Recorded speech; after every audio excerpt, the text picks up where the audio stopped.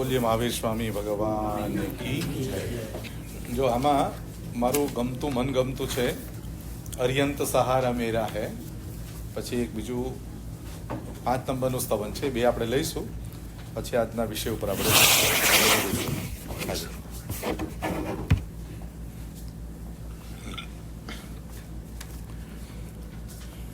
પહેલા નમસ્કાર મહામંત્ર બોલી લઈએ. ઓમ નમો અરિહંતાણં. બોલીએ ઓમ નમો અરિહંતાણં. ઓમ નમો સિદ્ધાણં. ઓમ નમો સિદ્ધાણં. ઓમ નમો આયરિયાણં. ઓમ નમો આયરિયાણં. ઓમ નમો વજાયાણં. ઓમ નમો વજાયાણં. નમો લોએ સવસાહુણં. નમો લોએ સવસાહુણં. એસો પંચ નમોકારો. એસો પંચ નમોકારો. સવ પાવ પણાશણો. સવ પાવ પણાશણો. મંગલાળંચ શવેસે. મંગલાળંચ શવેસે.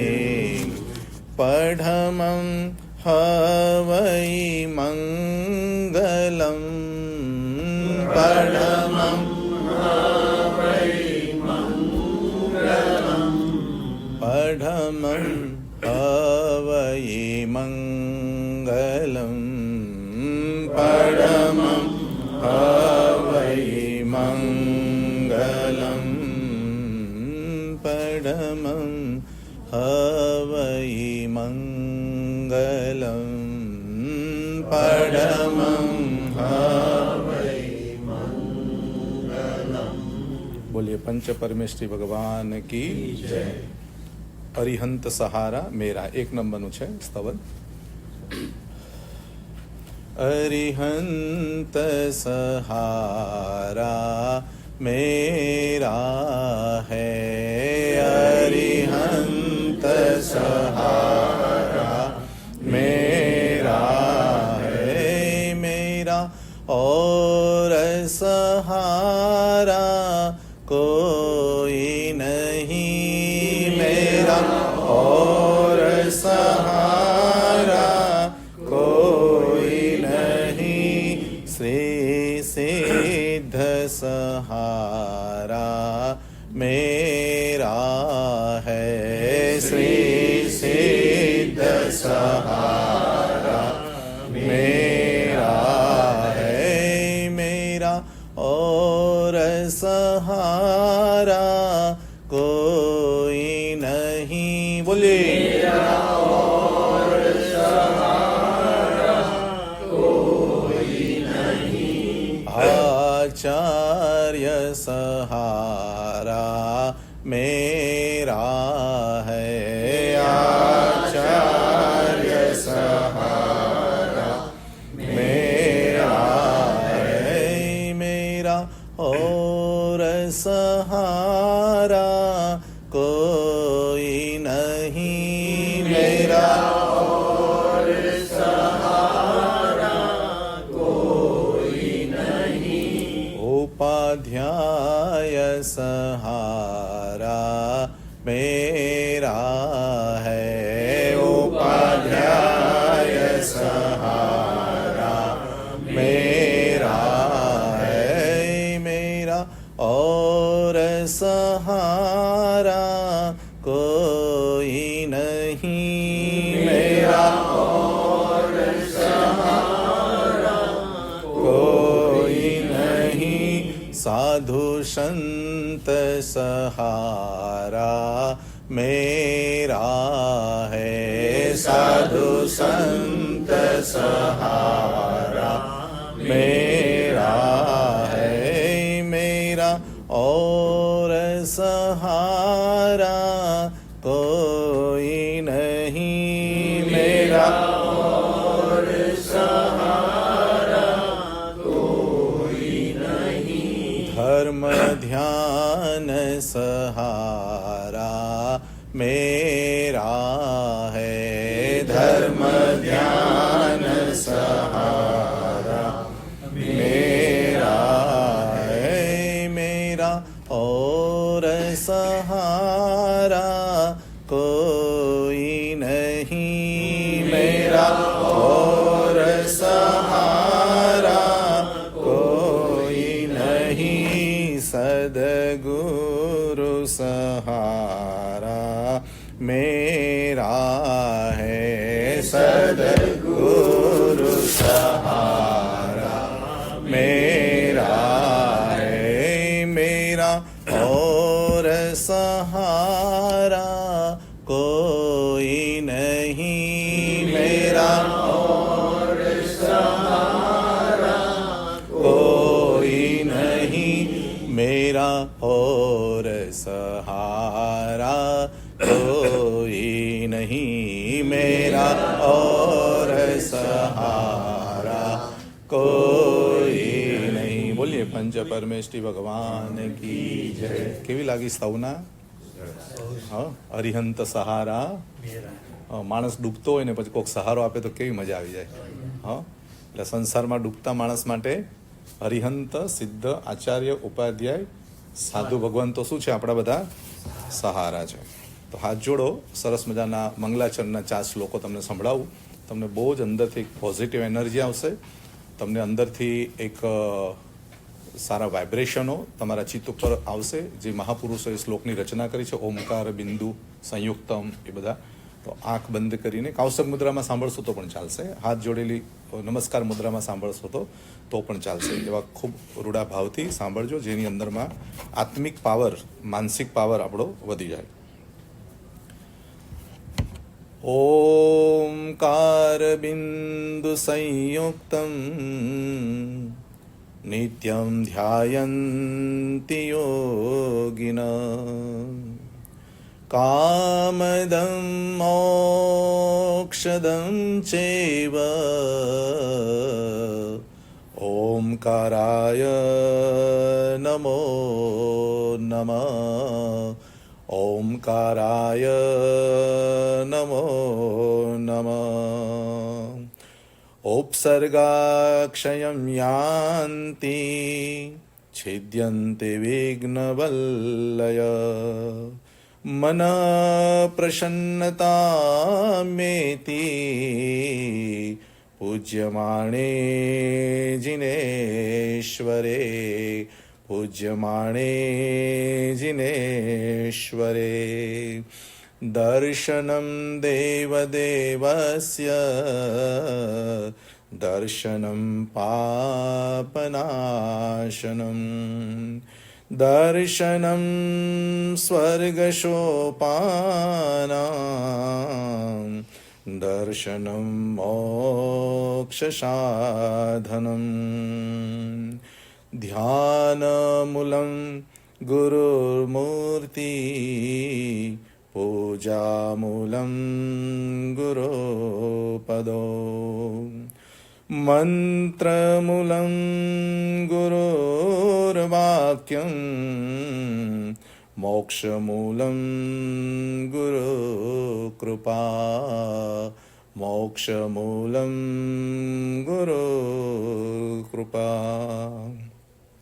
સિદ્ધાણં નમો કિચ્ચા સંજયણાંચ ભાવો, શાંતિ સંતિ કરેલો એ પત્તો ગઈ મણુત્તરમ, પત્તો ગઈ મણુત્તરમ ધમ્મો મંગલમુક્કિઠમ અહિંસા સંજમોત્તવો દેવાવિત્તમ નમન્સન્તિ જશધમે સયામણો જશધમે સયામણો અંગૂઠે અમૃત વશે બોલીએ અંગૂઠે અમૃત વશે લબ્ધિ તણા ભંડાર ગુરુ ગૌતમને સમરીએ મનવાંચિત ફળે દાતા ભાવે ભાવના ભાવીએ ભાવે દીજે દાન ભાવે ધર્મ આરાધીએ ભાવે કેવળ જ્ઞાન ભાવે કેવળ જ્ઞાન. બોલીએ મહાવીર સ્વામી ભગવાન કી જય. લાગી કોઈ અસર ઇફેક્ટ થઈ? શાંતિ લાગી? હા. મંત્રોની શક્તિ છે કે આપણા ચિત્તને પ્રભાવિત કરે, આપણા આત્માને પ્રભાવિત કરે, આપણા મનને પ્રભાવિત કરે. જ્યારે જૈન સાહિત્ય ઉપર મેં પીએચડી કરી ત્યારે મારી સાથે એક બેન હતા, એમને પણ પીએચડી લીધેલી, પણ એમને ભક્તામૃત સ્તોત્ર ઉપર પીએચડી કરેલી અને મારી પીએચડી હતી જૈન સાહિત્ય ઉપર. એટલે સ્ટેજ ઉપર અમને બોલાવે અને એકાદ પ્રશ્ન અમને પૂછે, એટલે બધાની વચ્ચે જેટલા પણ પીએચડીના સ્ટુડન્ટ હોય એના બધા રિલેટિવ હોય અને રતન ટાટા પોતે સ્ટેજ ઉપર હતા અને એના હાથે મને પીએચડી મળવાની ડિગ્રી હતી. તો હવે શું સવાલ પૂછશે એ આપણને ખબર ન હોય, એટલે 600 પેજનો આખો મારો જે ગ્રંથ છે એના ઉપરથી કંઈ પણ એ લોકોને દેખાય એ પૂછે અને આપણે એનું જવાબ આપવાનો, એટલે તમને ખબર પડે કે તમે જ આ પોતે ગ્રંથ. નહીં તો આપણે તો ઇન્ડિયા છે ને કોપી ને ઝેરોક્સમાં તો આપણે આગળ છીએ. તો મારો સવાલ તો થઈ ગયો, બધું પતી ગયું, પણ મારી પાછળ જે હતા એને સ્તોત્ર અને મંત્ર વચ્ચે શું ડિફરન્સ એ પ્રશ્ન પૂછવામાં આવ્યો. એટલે એમને તો બધું સ્તોત્ર ઉપર જ આખું તૈયાર કરેલું, મંત્ર ઉપર તૈયાર જ નહોતું કર્યું, પછી શું હાલત થાય.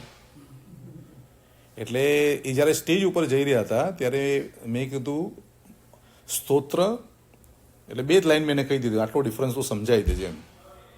એટલે મેં કીધું સ્તોત્ર એટલે કોઈ વ્યક્તિને કેન્દ્રમાં રાખીને બની જાય કે ભાઈ ઋષભદેવ ભગવાન તો ભક્તામર સ્તોત્ર, બરાબર ને. ઓસગમ સ્તોત્ર તો કોણ? પાર્શ્વનાથ ભગવાન. તો ઘંટાકરણ વીર, હા, તો ઘંટાકરણને નામે જે કંઈ સર્જાયું, ભક્તામર ઋષભદેવના નામે સર્જાયું, તો જેના નામથી સર્જાય તે સ્તોત્ર છે, જેની અંદરમાં ગુણ કીર્તનો જોઈએ.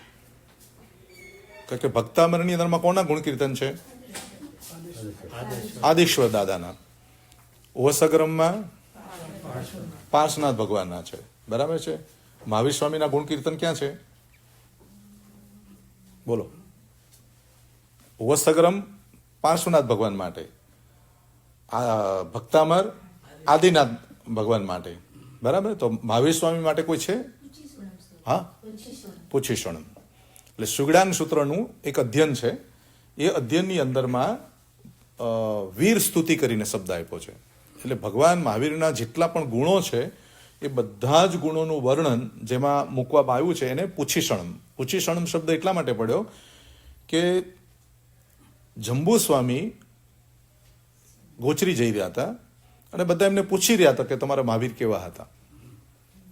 બધા જ લોકોને કોઈ જાય કે ભાઈ તમે કોના શિષ્ય? તો કે ભાઈ હું સુધર્મા સ્વામીનો શિષ્ય. તો કે સુધર્મા સ્વામી? તો કે મહાવીર સ્વામીના શિષ્ય હતા, ગણધર છે. તો કે મહાવીર કેવા હતા તો તમારા? બરાબર ને. એટલે તમે પૂરેપૂરા મહાવીરને જાણો છો? યસ યા નો? બોલો. હા, જાણો છો ને પૂરેપૂરા? એટલે પૂરેપૂરા વાંચ્યા હશે ને તમે? 27 ભવ તો વાંચ્યા જ હશે ને પૂરા, કે નથી વાંચ્યા? હા, તો 27 ભવનું જે જીવન છે એમનો પરિચય છે, બરાબર છે. અને મહાવીર સ્વામીનો આખો પરિચય જંબુ સ્વામીએ સુધર્મ સ્વામી પાસે જઈને પૂછ્યું કે હું જ્યાં જ્યાં જાઉં છું ત્યાં પૂછે છે કે તમારા મહાવીર કોણ છે, મહાવીર કોણ છે. એટલે એનું નામ પડ્યું પૂછીસણમ. કયો શબ્દ પડ્યો? પૂછીસણમ. પૂછીસણમ એટલે મને બધા પૂછે છે. હા, પૂછીસણમ સમણા મહણાય એટલે કે પૂછી શ્રમણો, ભિક્ષુકો, સાધુઓ, ગ્રસ્તો એ બધા પૂછે છે મને કે મહાવીર તમારા કેવા હતા. તો ખેયનની એસે કુશલે મહેશી અનંત નાણીય અનંત દંસણી એમ કરીને સુધર્મ સ્વામી આખી સ્ટોરી ચાલુ કરી. અદબ પલાઠી વાળીને જંબુ સ્વામી બેસી ગયા કે મને કહો, કારણ કે મને પૂછે છે તો મારે પાછી બધાને કે ખાલી ગોચરી લેવા જ નીકળ્યા છો, ખાલી ભોજન લેવા જ નીકળ્યા છો કે થોડુંક જાણો પણ છે મહાવીર વિષય. એટલે જંબુ સ્વામી એ આપણા જૈન શાસનના પરમ વૈરાગી. વૈરાગ્યનું નામ આવે તો જહાં જંબુ એવો શબ્દ આવે કે જંબુ સ્વામી જેવો વૈરાગ્ય આ દુનિયામાં કોઈનો નહીં. કેમ નહીં? તો કે 20-25 વર્ષની ઉંમર અને સુધર્મ સ્વામીનું પહેલું પ્રવચન સાંભળ્યું અને વૈરાગ આવ્યો. એટલે કે વૈરાગ આવ્યો એટલે કે મને તમે દીક્ષિત બનાવી દો. તો સુધર્મ સ્વામી કહે છે ના, એમ હું ન બનાવી શકું, તમે તમારા માતા પિતાની રજા લઈ આવો. તો હવે એ રજા લેવા જાય છે તો રસ્તાની અંદરમાં દરવાજા પાસે એક કંઈક પથ્થર પડે છે. તો એ પથ્થર એટલો 1 જ ફૂટ આગળ પાછળ પડ્યો, એમના ઉપર જો પડ્યો તો જીવન પૂરું થઈ જાત. એટલે એને વિચાર કર્યો કે હવે હું શું કરું, ઘરે જાઉં કે સુધર્મ પાસે જાઉં. હા, જિંદગી તેરા ક્યાં ભરોસા, કે હું હવે સુધર્મ પાસે ચાલ્યો જાઉં કે પાછો હું મા પાસે જાઉં. એક બાજુ મોહ છે અને એક બાજુ મોક્ષ છે, એક બાજુ સંસાર છે, એક બાજુ સંયમ છે. આ મનનું ડામાડોળ ચાલે. હા, જેવું આપણું મન છે. આપણું મન કેવું? હા, ડામાડોળ ખરું આપણું મન, અસ્થિર ખરું, હા, ચંચલ ખરું. હા, એટલે જ રત્નાકર મુનિએ બહુ સરસ મજાનું ગાયું છે કે હું ક્રોધ અગ્નિથી બળ્યો, વળી લોભ સર્પ ડસ્યો મને, ગળ્યો માન રૂપી અજગરે હું, કેમ કરી ધ્યાવું તને.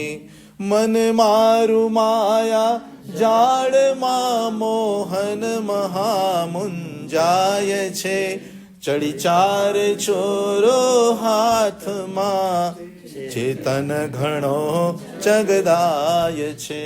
ચડી 4 ચોરો હાથમાં, ચેતન ઘણો ચગદાય છે.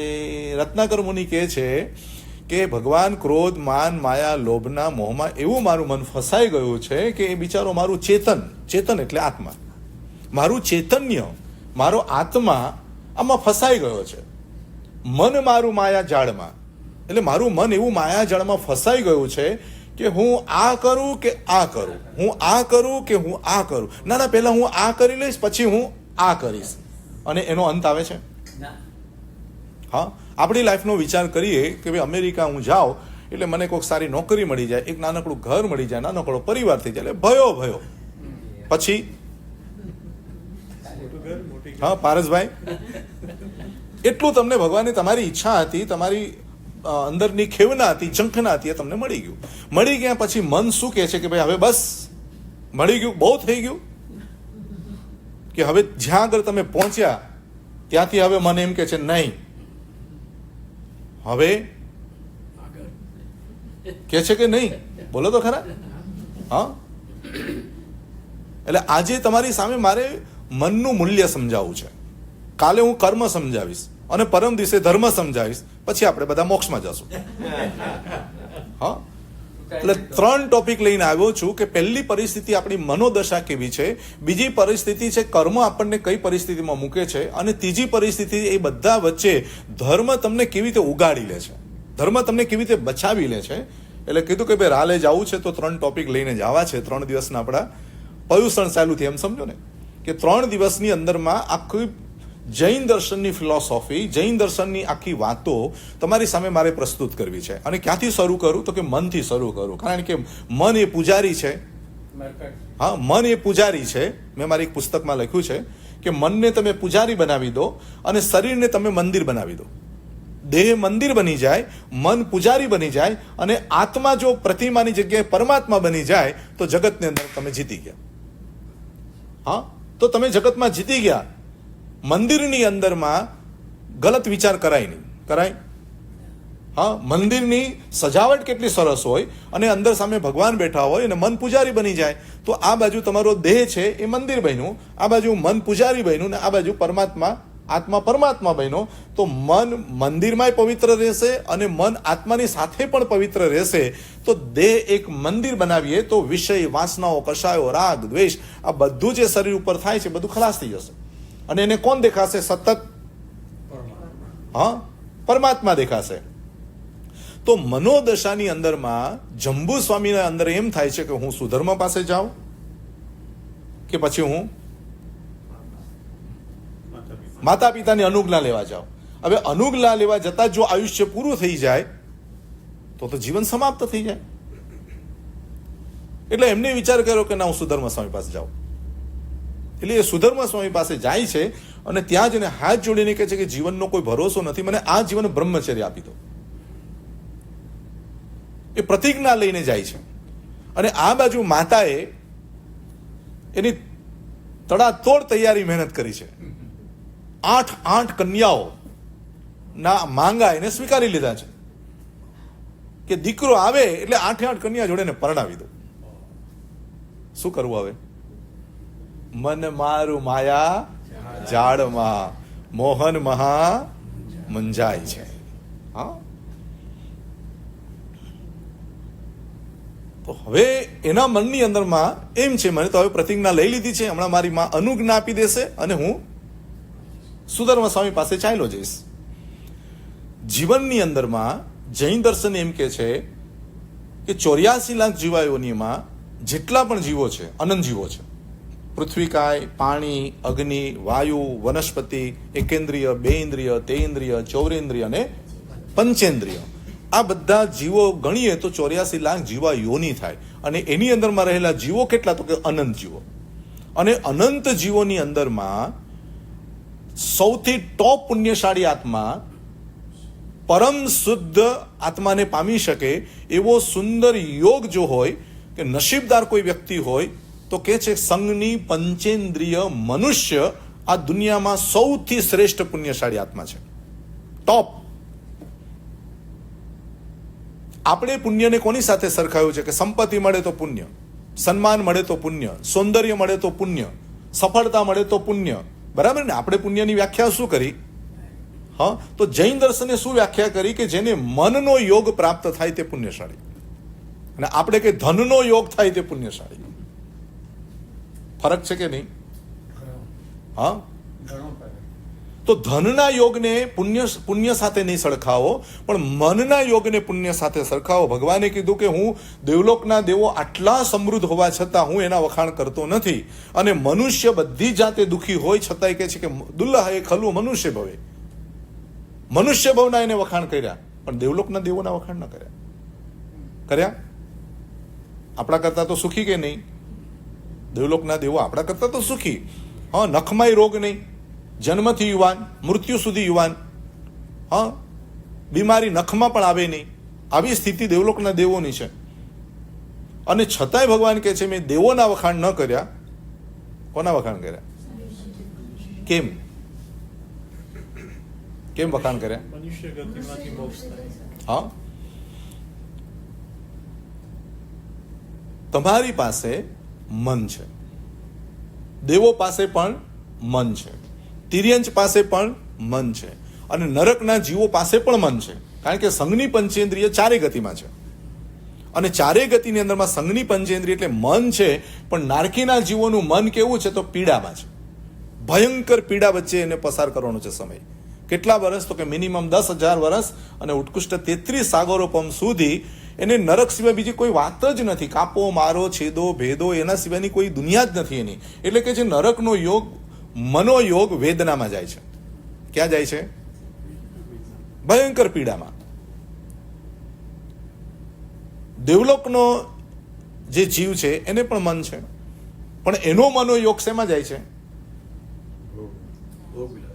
ભોગ વિલાસમાં જાય છે. એટલે એનું મન પુણ્યના ભોગ વિલાસમાં અટવાયેલું છે, નરકનું મન વેદનામાં અટવાયેલું છે, અને તિર્યંચનું મન પરાધીનમાં અટવાયેલું છે.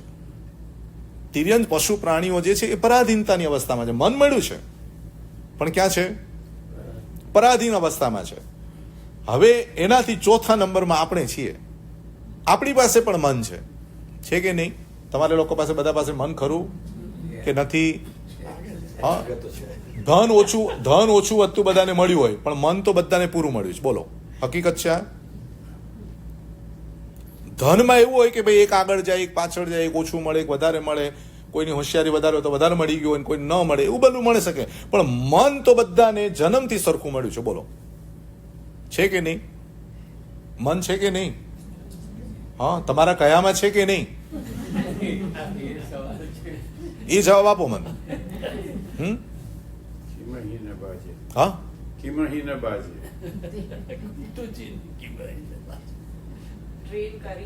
હા, હવે ક્યારે કરશો?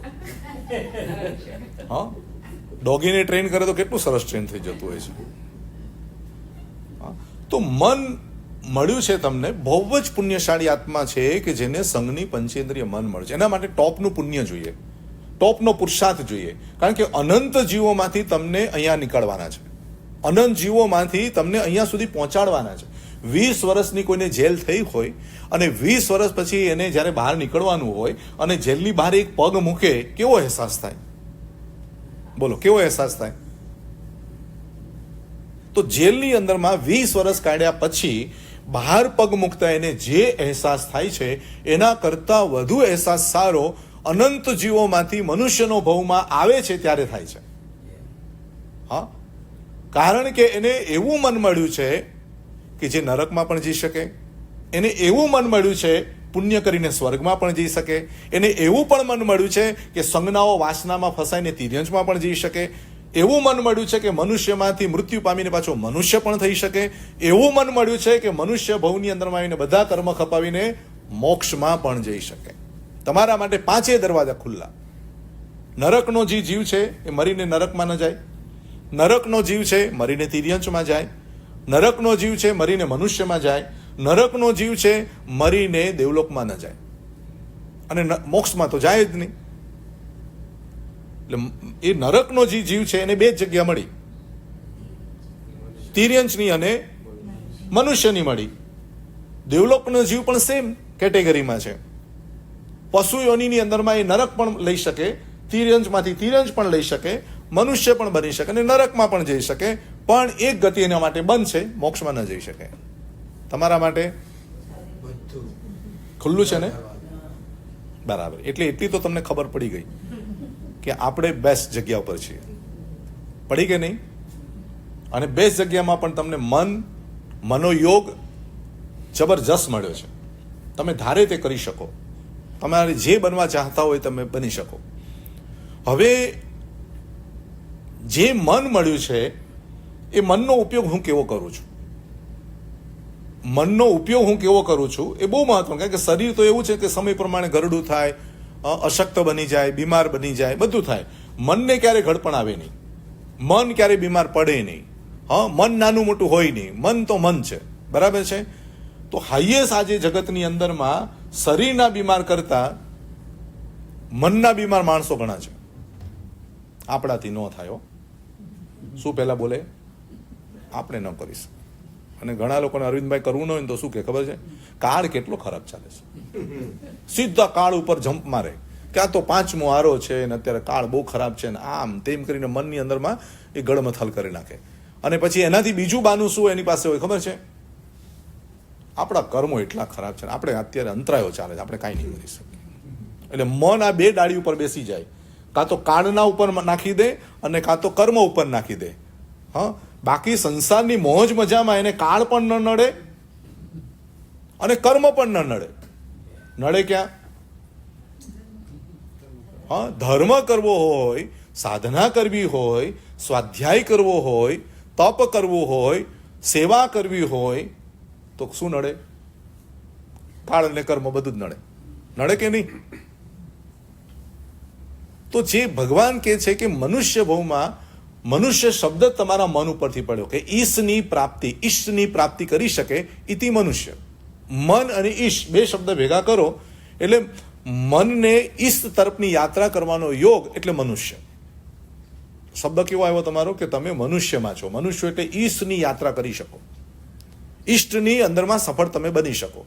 તો જ્યાં સુધી તમે તમારા મનને ન સાધો, તમારા મનને પવિત્ર ન બનાવો, મનને તમે સ્થિર ન બનાવો, મનને તમે તમારા અંદરમાં પૂર્ણતા તરફની દ્રષ્ટિ ન લાવો, તમારા મનના યોગને તમે જ્યારે સવળો ન બનાવો, તો ત્યાં સુધી ભગવાન કહે છે કે આગળની યાત્રામાં તમે સફળતા મેળવી તો નહીં શકો, પણ યાત્રા પણ નહીં કરી શકો. બરાબર છે? હવે અહીંયા બેઠેલામાં મન કેટલાનું ચંચલ છે? હા કે બધાનું સ્થિર છે? જો બધાનું મન સ્થિર હોય તો પછી આપણે માંગલી કરી દઈએ. હા, કેવું છે મન?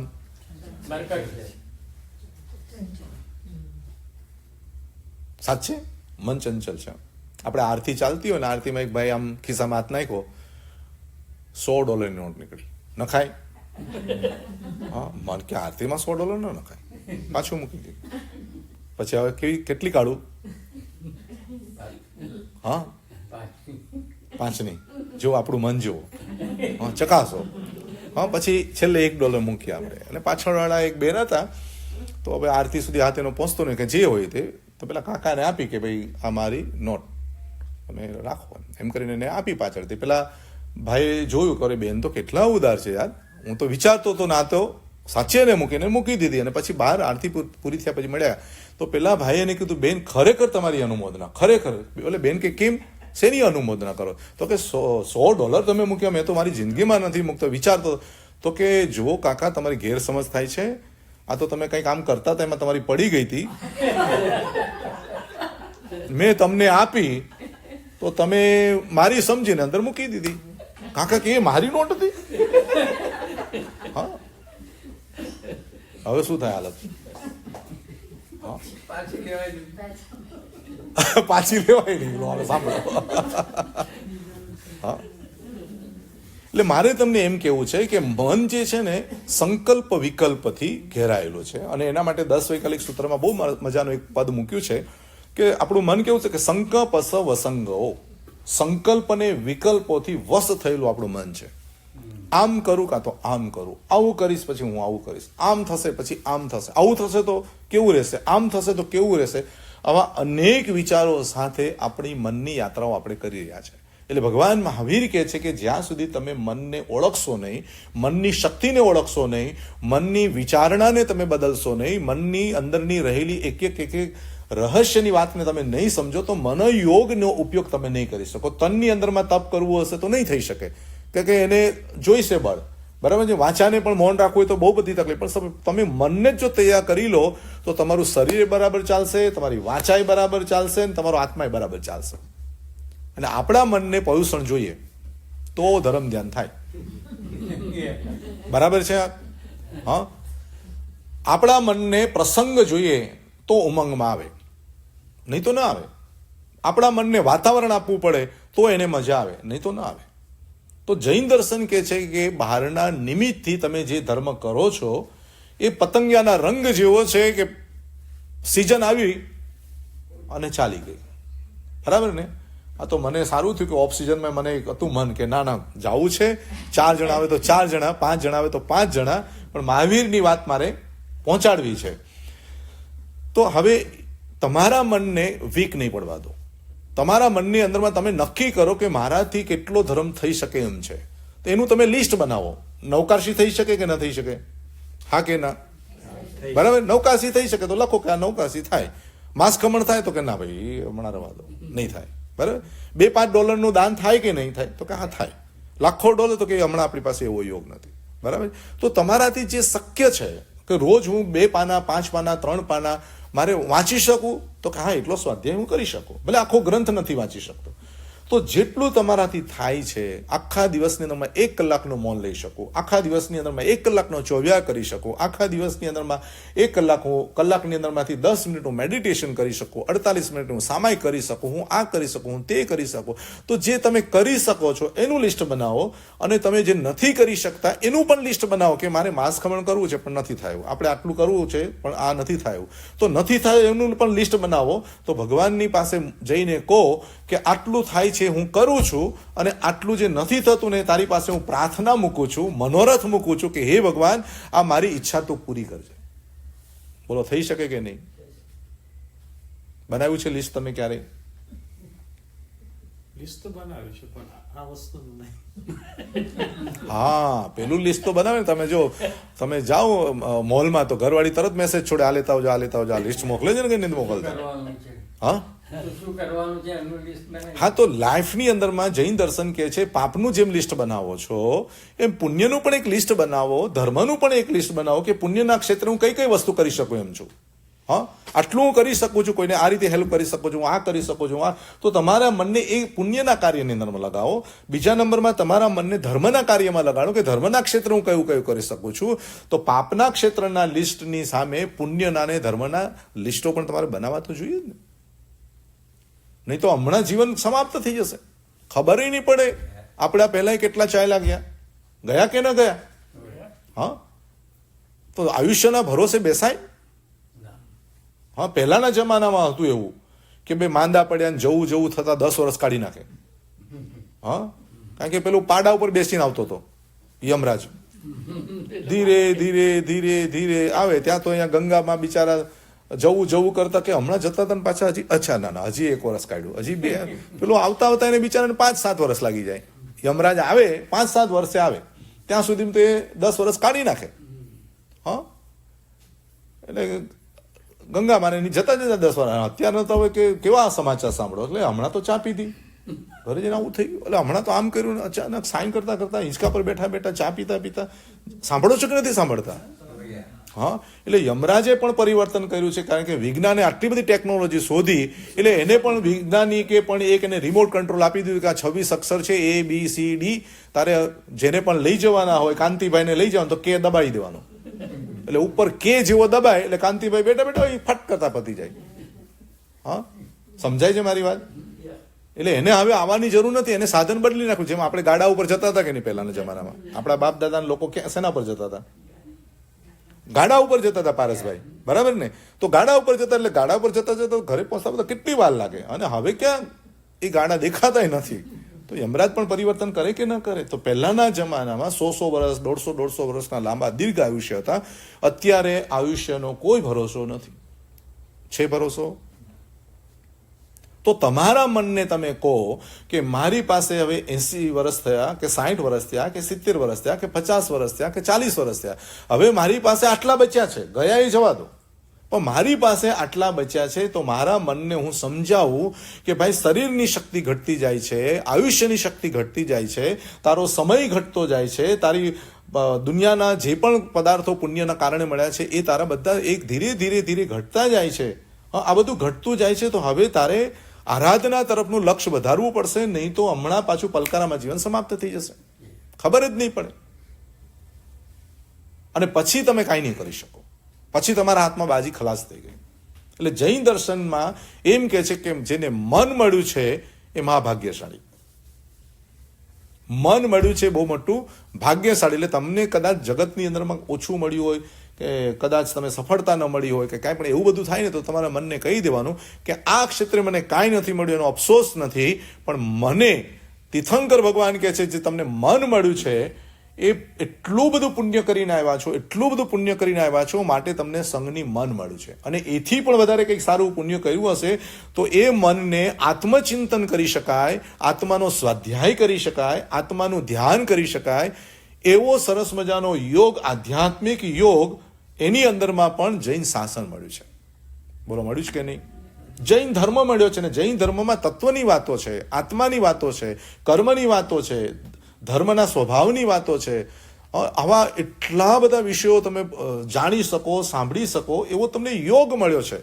તો મન મળ્યું છે, જૈન શાસન મળ્યું છે, એમાં તત્વજ્ઞાન મળ્યું છે, આત્માનું લક્ષ્ય કરી શકીએ, સમ્યક દર્શન પ્રાપ્ત કરી શકીએ.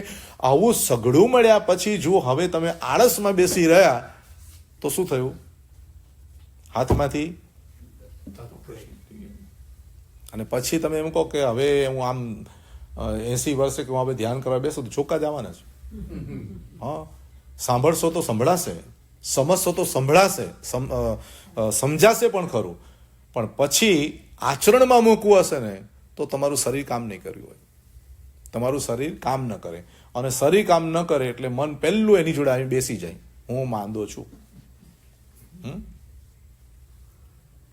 બોલો, તમે તાજા માજાઓને સામાયિક કરો એની મજા કેવી, અને તમે માંદા થઈને સામાયિક કરો એની મજા કેવી? હા બોલો, તાજા માજા રહીને કરવાની ધર્મ મજા આવે કે માંદા મજા આવે? હા હા, તો સાતાનો ઉદય છે ત્યાં સુધી સાધના. એટલે એક ચિંતકે બહુ સરસ મજાનું લખ્યું છે કે શરીર તમારું સારું હોય ત્યાં સુધી સાધના કરી લો. શું કરી લો? શરીર તમારું સારું છે ત્યાં સુધી તમે સાધના કરી લો. પછી તમને જે રુચિ હોય, જેવા પ્રકારે તમને આનંદ આવતો હોય એવા પ્રકારની તમે સાધના તમારી ઉપાડી લો. હું આ કરું કે આ કરું, આ કરું કે આ કરું, નહીં, કાંઈ નહીં. તને તારા આત્માની અંદરમાં રુચિ, સ્થિરતા, નિર્વિકલ્પ અવસ્થા, તમને શાંત અવસ્થા જેના થકી તમને મળતી હોય એને તમે નિમિત્ત બનાવી દો. હા, એક દેરાસરમાં હું ગયો હતો તો એક બેન આમ દર્શન કરતા, તો પેલા ભગવાન બહુ સરસ છે, બહુ સ્માઇલ આપે છે, આ ભગવાન થોડાક, મેં કીધું એ નહીં, તમારામાં થોડું આગળ પાછળ છે. હા, ભગવાનમાં પણ તમે એનું તમે નિરીક્ષણ કરો છો કે આ ભગવાન બહુ સારા, આ ભગવાન. મન છે ને એની રીતે નિર્ણયો લે છે કે આ બરાબર ને આ ન બરાબર. મનને ન્યાયાધીશ નહીં બનાવો. એટલે મનને એમ કહો કે તને આમાં રસ છે એ કરવા માંડ, તને આમાં રસ છે એ કરવા માંડ. કોણ શું કરે છે અને કોને શું કીધું છે એના કરતાં તમને શું ગમે છે. એટલે ધર્મની અંદરમાં તપ તો 12 પ્રકારના બતાવ્યા છે, ઉપાડી લે કોઈ પણ વસ્તુ. જ્ઞાન તો 5 પ્રકારના બતાવ્યા છે, એમાંથી ઉપાડી લે તારે જે ઉપાડવું હોય. સેવા, ઘણા બધા પ્રકારની સેવા છે, ઉપાડી લે એમાંથી જે ઉપાડી લેવું હોય. સ્વાધ્યાય 45 આગમ, 32 આગમ, ઘણા બધા આગમો છે, ઉપાડી લે એમાંથી કંઈક પણ સાધનાનો માર્ગ. તો સ્વાધ્યાય, ધ્યાન, કાવસક, આ તે જેટલી પણ બાબતો છે એમાંથી તમને શું રૂચે છે, તમને શું ગમે છે, બરાબર છે? આ કરે છે એટલે હું આ જ કરું એમ નહીં. તમારા મનને જે રુચિ છે ધર્મના ક્ષેત્રે, તપના ક્ષેત્રે, જ્ઞાનના ક્ષેત્રે, સાધનાના ક્ષેત્રે, તો એમાંથી મારે કઈ વસ્તુ ઉપાડી લેવી. કારણ કે સાંભળનારા ઘણા છે, સમજનારા ઓછા છે. બોલો, સાંભળનારા ઘણા છે અને સમજનારા ઓછા છે. સમજનારા ઘણા બધા મળે પણ સ્વીકારનારા બહુ ઓછા છે. એટલે સાંભળવું ગમે, સમજવાના ક્ષેત્રે કાચા થઈ જઈએ. પછી સમજવું ગમે પણ એક્સેપ્ટ કરવાનું, સ્વીકારવાનું ગમે કે ન ગમે? તો સ્વીકારવામાં પાછું મન આગળ પાછળ થાય. અને ચોથા નંબરનો સ્ટેજ છે કે સાંભળવું ગમે, સમજવું ગમે, સ્વીકારવું પણ ગમે, પછી આચરણમાં મૂકવાનો વખત આવે ત્યાં પછી મન ગલ્લા તલ્લા કરે કે હજી તો વાર છે ભાઈ, હજી તો ઘણી લાંબી જિંદગી છે, જોશું, પછી કરીશું, આવતા પોષણમાં કરશું, એમ કરીને આપણું મન પાછું આપણને ભવિષ્યમાં લઈ જાય. એટલે મનનું કામ છે કાં તો એ ભૂતકાળમાં રહેતું હોય છે અને કાં તો એ ક્યાં રહેતું હોય? ભવિષ્યમાં રહેતું હોય છે. વર્તમાનમાં રહેવા એ મન તૈયાર જ નથી હોતું. થાય છે હાલત આપણી આવી? હા કે ના? થાય છે ને? તો હવે એને શું કરવું પડશે?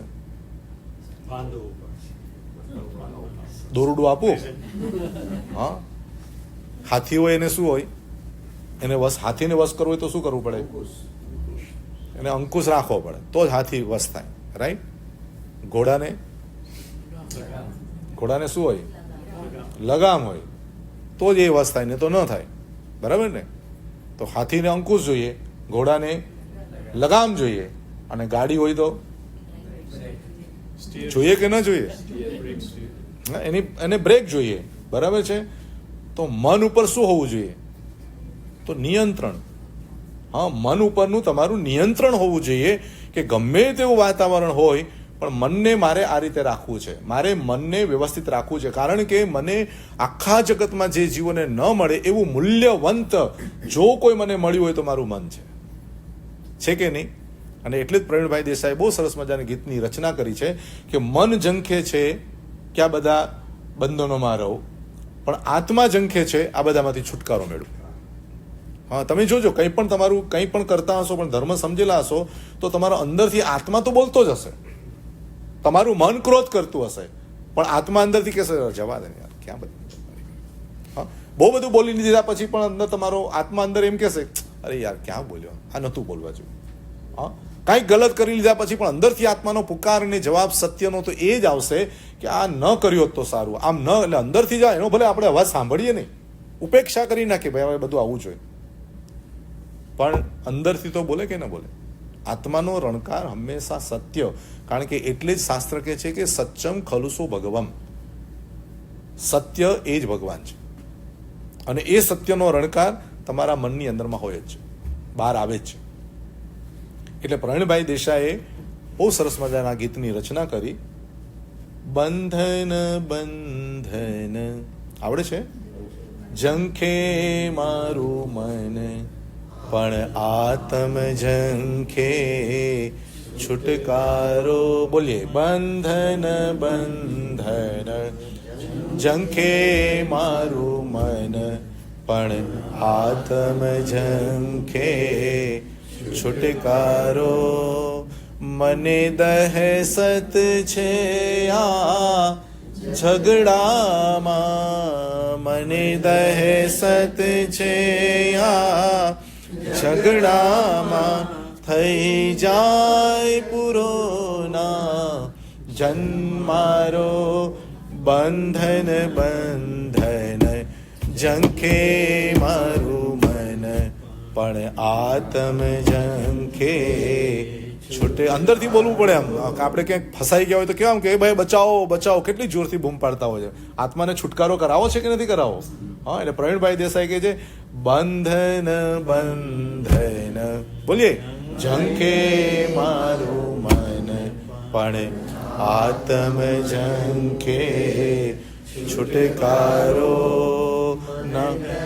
સત છે આ ઝઘડામાં, મને દહેશત છે આ ઝઘડામાં, થઈ જાય પૂરો ના જન્મારો. આપણે લાખ વખત મનાવીએ આપણા મનને કે ભાઈ આ નથી કરવું, આ નથી કરવું, આ નથી કરવું, અને છતાંય બીજા દિવસે પાછું હા છે કંટ્રોલમાં આપણું મન. હા છે. ઉત્તરાધીન સૂત્રમાં ભગવાન મહાવીરે અંતિમ દેશનામાં, અંતિમ એટલે લાસ્ટ, છેલ્લે મોક્ષમાં નિર્વાણ પામવાના હતા ને ત્યારની વાત કરું છું, એવા અંતિમ અવસ્થામાં, એટલે કે નિર્વાણ પામવાના હતા, મોક્ષમાં જવાનો સમય હતો, અને કેટલા વર્ષો સુધી જે પણ સાધના આરાધના કરી હતી એનો આખો નિચોડ, જેટલા પણ કેવળ જ્ઞાનનો જેટલો પણ સાર હતો, એ સાર અંતિમ દેશનામાં ભગવાન મહાવીરે 16 પ્રહરની દેશના દીધી હતી. એક પ્રહર એટલે 3 કલાક, એવા 16 પ્રહર સુધી દેશના આપી હતી. અને 16 પ્રહરની અંદરમાં ભગવાન જે બોલ્યા એનો જે સંગ્રહ જે આપણી પાસે અત્યારે છે એનું નામ ઉત્તરાધ્યન સૂત્ર. હા, ઉત્તરાધ્યાન સૂત્ર, ઉત્તરો ઉત્તર જેના અધ્યયનો શ્રેષ્ઠ છે માટે એનું નામ આપ્યું ઉત્તરાધ્યાન સૂત્ર. હવે એ ઉત્તરાધ્યાન સૂત્રની અંદરમાં 36 અધ્યયન, 2000 શ્લોક. કેટલા? 2000 શ્લોક છે અને 36 અધ્યયનો છે. એ 2000 શ્લોકો મને બાય હાર્ટ છે. તમે કહો તો હું બોલવા માંડું હમણાં, તો પણ સવાર પડી જાય. હા, તો એ 2000 શ્લોકો માગધી ભાષામાં વિનયના અધ્યયનથી લઈ છેલ્લે જીવાજીવ નામનું, જીવ અને અજીવ નામનું અધ્યયન છે. અને એની અંદરમાં કથાનું યોગ પણ છે, દ્રવ્યાનું યોગ પણ છે, ગણિતાનું યોગ પણ છે, અને ચરણકરણાનું યોગ છે. ચારેય યોગથી ભરેલું કોઈ શાસ્ત્ર હોય તો આ ઉત્તરાધ્યાન સૂત્ર.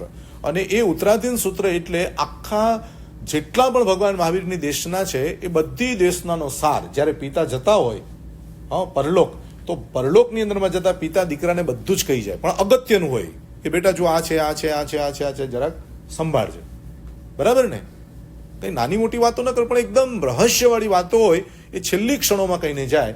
તો ભગવાને આપણા બધા ઉપર પરમ ઉપકાર કર્યો. અને આ ઉત્તરાધ્યન સૂત્ર 5મા આરાના એન્ડ સુધી રહેવાનું છે. એન્ડ સુધી આ ઉત્તરાધ્યન સૂત્ર 10 વૈકાલિક સૂત્ર રહેવાના છે. એવા 4 શાસ્ત્રોના નામ છે.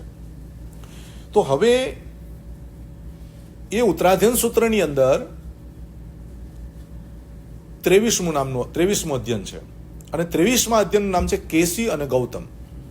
કેસી સ્વામી અને ગૌતમ સ્વામી બેનો સંવાદ છે.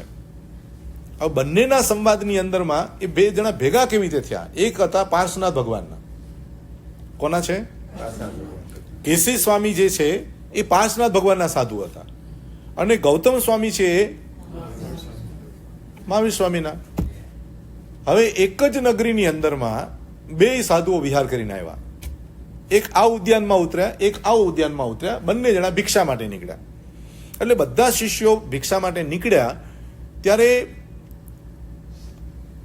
આ પણ જૈન સાધુ, આ પણ જૈન સાધુ, પણ મહાવીર સ્વામીના સાધુઓ બધા જ વસ્ત્ર શ્વેત, સફેદ વસ્ત્રવાળા, અને આ બાજુ રંગબેરંગી.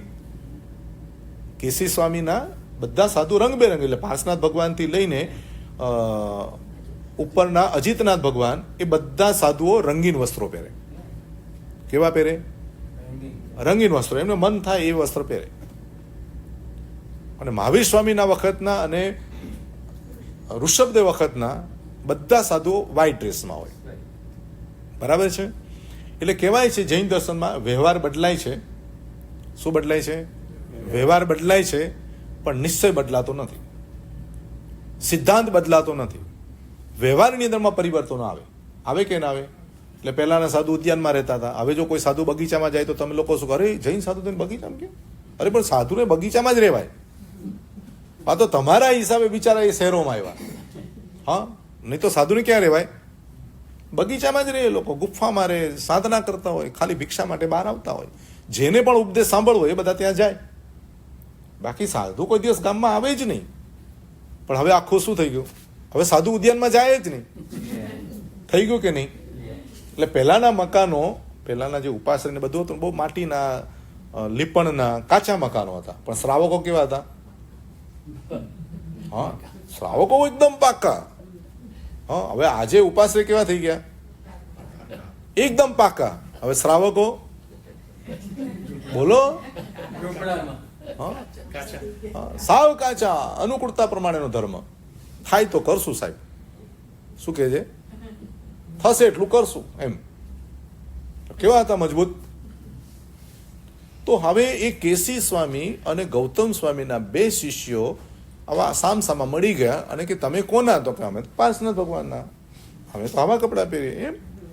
તો કે તમે કોના? તો કે અમે મહાવીર સ્વામીના. 2 ભેગા થઈ ગયા. ભેગા થઈ ગયા પછી એકબીજાના ગુરુ પાસે જઈને વાત કરે છે કે ભાઈ મને આવા જૈન સાધુ મળ્યા. પેલા કહે છે મને આવા જૈન સાધુ મળ્યા. હવે વિચાર કરો કે બંનેના નિયમો અલગ, બંનેના વસ્ત્રો અલગ, બંનેના વ્યવહારો અલગ, બંનેના તીર્થંકર અલગ, બંનેના શાસનો અલગ, અને ભેગા થયા. વિકલ્પો થાય કે આ સાચું કે આ સાચું, આ બરાબર કે આ બરાબર. અને લોકોની અંદરમાં પણ થાય કે ભાઈ હવે આપણે કોને માનવાના? આને માનવાના ક્યારે માનવાના? અત્યારની પોઝિશનો કેવી છે આપણી? અત્યારની આપણા સમાજની પોઝિશનો કેવી છે? અહીંયા જવું કે અહીંયા જવું? અહીંયા ધર્મ છે કે અહીંયા ધર્મ છે? અહીંયા સાચું છે કે અહીંયા ખોટું છે? હા, એટલે જ્યાં ટોળા ભેગા થાય તે સત્ય. જાઓ. એટલે મન પણ આપણું વિકલ્પોમાં બેઠું છે કે આ કરું, આ કરું, આ કરું કે આ કરું. અહીંયા ધર્મ છે, અહીંયા ધર્મ છે, અહીંયા છે કે નથી, શું છે? એટલે કારણ કે આપણે સત્યની શોધ નથી કરતા, સાચું જ્ઞાન મેળવતા નથી, સાચો સ્વાધ્યાય નથી કરતા, એટલે જજમેન્ટ જે લેવું જોઈએ એ લેવાતું નથી. એટલે ગાડડિયા પ્રવાહની જેમ જ્યાં બધા દોડ્યા ત્યાં માણસો દોડ્યા. એટલે મનને જો સ્થિર કરવું છે, મનને જો શાંત કરવું છે, મનને ચિંતા મુક્ત કરવું છે, તો ભગવાન કહે છે મનને તમે સાચું તત્વજ્ઞાન આપો, સાચી સમજણ આપો, સાચી દિશા આપો, સાચી દ્રષ્ટિ આપો, સાચી વિચારણા આપો, તો ઓટોમેટિક બધું એનામાં મળશે. પણ સાચી વિચારણા જ જો નહીં આપો તો કેવી હાલત હશે? હાઈવે ઉપર પપ્પા ગાડી ચલાવતા હોય, બરાબર છે, અને દીકરો બાજુમાં બેઠો હોય. હવે દીકરો 25 વર્ષનો કે 30 વર્ષનો છોકરો હોય અને પપ્પા ગાડી ચલાવતા હોય. સાચું બોલજો, શું થાય? હા, શું થાય? કે પપ્પા થોડી તો ગાડી જરા ફાસ્ટ ચલાવો. આ નાની નાની ગાડીઓ બધી આમ તમને મર્સિડીઝમાં બધી આમ ક્રોસ કરીને જતી રહે છે. આવું થોડું ચાલે, પપ્પા થોડી ફાસ્ટ ચલાવો.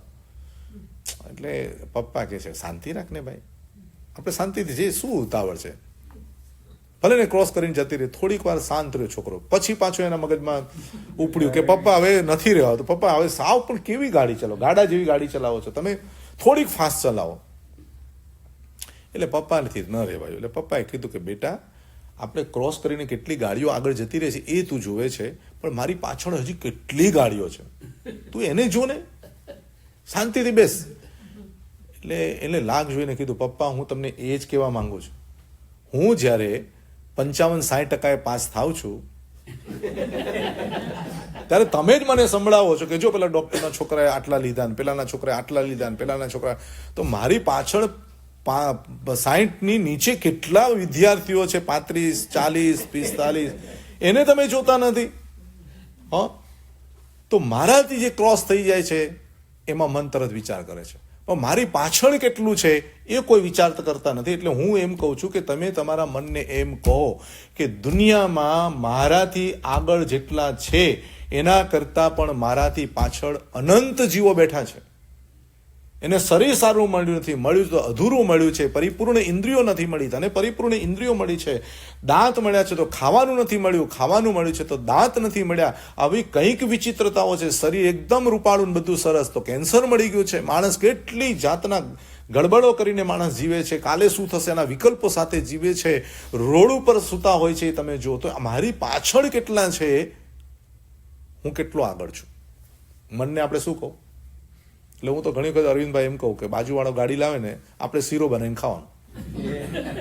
તો એક ભાઈ મને પૂછ્યું કે કેમ? મેં કોઈ એટેક બેટેક કંઈક આવી ગયો અચાનક તો કોણ આવવાનું? હા, બાજુવાળો આવવાનું. એની ઈર્ષા થોડી કરે, અરે ભગવાન તમને બહુ સુખી કરે. હા, ભગવાન તમને બહુ સુખી કરે, કારણ કે તમને સુખી કરશે તો તમે અમને હા, તમે અમને કામ લાગશો. એટલે મનને તમે એકદમ સારી વાત ઉપર લઈ જાઓ, રાગદ્વેષ ઉપર ન લઈ જાઓ, આર્ત ધ્યાન રૌદ્ર ધ્યાન ઉપર ન લઈ જાઓ, વિકલ્પો ઉપર ન લઈ જાઓ. એમાંથી કોઈક રસ્તો શોધી કાઢો, એમાંથી કોઈક માર્ગ શોધી કાઢો કે મનની શક્તિ બીજી જગ્યાએ ન જાય, મનની અંદરમાં વિહવળતા ઊભી ન થાય, મનની અંદર આકુળ વ્યાકુળતા ઊભી ન થાય, મન પ્રફુલ્લિતતા સાથે રહે, મન આનંદ સાથે રહે, મન વ્યવસ્થિત રીતે વિચારણા કરે, તો જેમાંથી કાંઈ પણ પ્રોબ્લેમ છે એમાંથી કંઈક સારું શોધી લે. રાઈટ? તો મનનું કામ જો તમે કેળવી લો તો એના જેવું જગતની અંદરમાં કોઈ સાધન નથી. મોક્ષમાં જવાનું સાધન, સૌથી ઈઝી સાધન હોય ને તો મન છે. કોઈ મને પૂછે કે મનમાં મોક્ષમાં જવા માટે કયું સાધન શ્રેષ્ઠ છે, તો હું કહું મનથી. કયું સાધન? તમને ખબર છે પેલા પ્રસન્નચંદ્ર રાજેશ્વરીની વાર્તા ખબર છે ને તમને? હા, આમ ધ્યાન ધરીને બેઠા હતા અને અંદર યુદ્ધ ચાલતું હતું, અંદર લડાઈ કરતા હતા.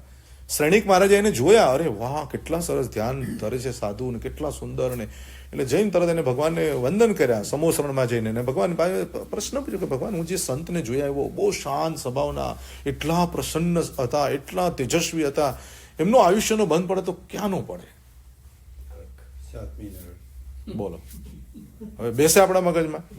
હા, ધ્યાન કરનારો માણસ, સાધના કરનારો તેજસ્વી આત્મા, બહારની મુદ્રાથી દેખાય તમને કે આજને આજે કેવો જ્ઞાન લઈને મોક્ષમાં જાય એવો આત્મા, અને ભગવાને એને તો કહી દીધું કે ના, જો એ આયુષ્યનો બંધ કરે તો નરકમાં જાય. હવે સાંભળીને ધ્રુજારી ચડે કે ન ચડે? હા, ચડે કે ન ચડે? આપણે તો ધર્મના લક્ષણ કેવા? માણસ શાંત દેખાવો જોઈએ, માણસ તેજસ્વી દેખાવો જોઈએ, મારે બહાર જઈને જે કરવો એ કરે, હે ને? એટલે ભગવાને કીધું નરકમાં જાય. હવે શ્રેણિક મહારાજ તો થીજી ગયા એકદમ કે પ્રભુ આ શું કહો છો? મને એમ કે ભાઈ બીજું કંઈક કહેશે ભગવાન. તો નરકની વાત, હજી વિચારો વિકલ્પો મનમાં ચાલે છે કે આવું કેમ, આવું. પણ ભગવાન બોલ્યા તો સત્ય જ હોય, એમાં કંઈ જરાય ફેર ન હોય.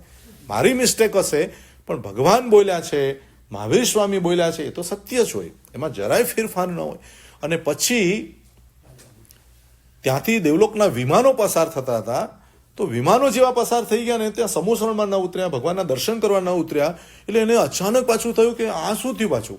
એટલે કે ભગવાન, આ વિમાનો જે જાય છે તમને છોડીને ક્યાં જાય છે? તમારાથી શ્રેષ્ઠ પાછું બીજું શું છે?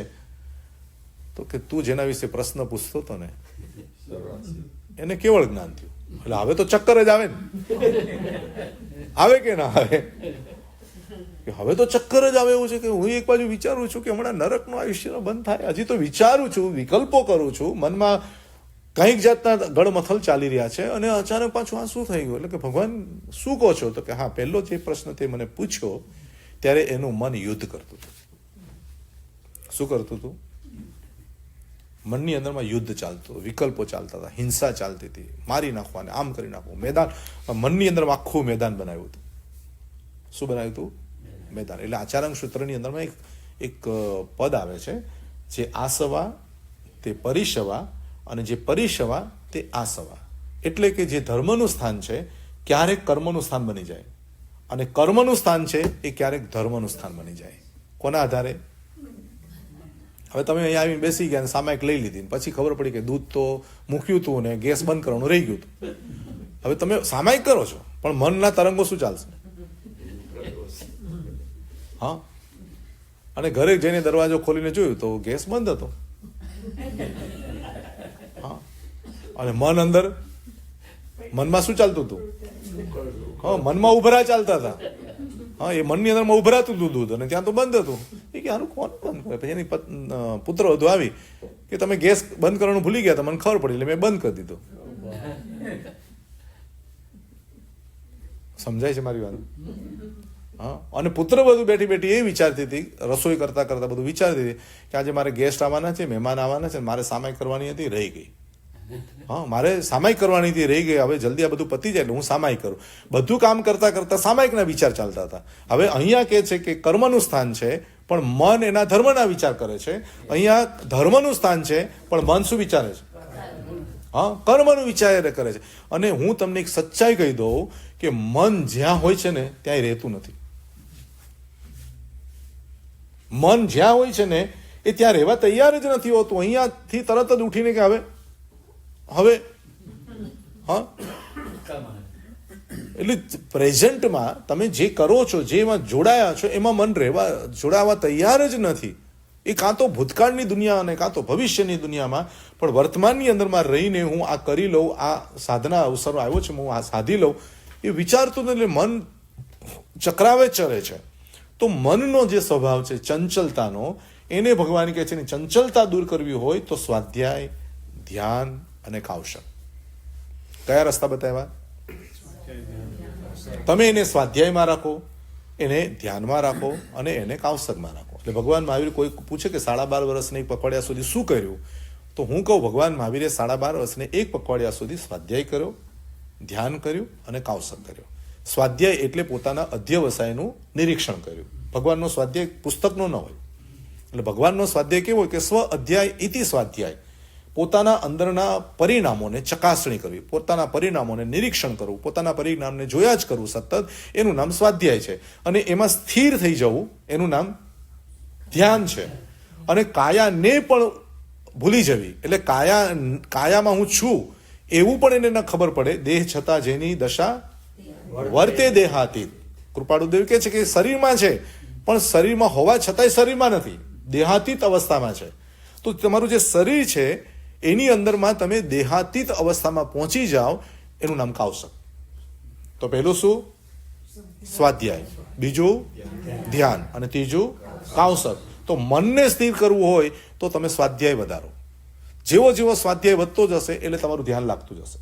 તમારું ધ્યાન વધશે એટલે એટલા બધા લઈ લઈને અંદર ચાલ્યા જ જશો કે એમાંથી તમારું કૌશક નિષ્પૂર્ણા થશે. કૌશક એટલે બધું ભૂલી ગયા, બધું વિસારાઈ ગયું.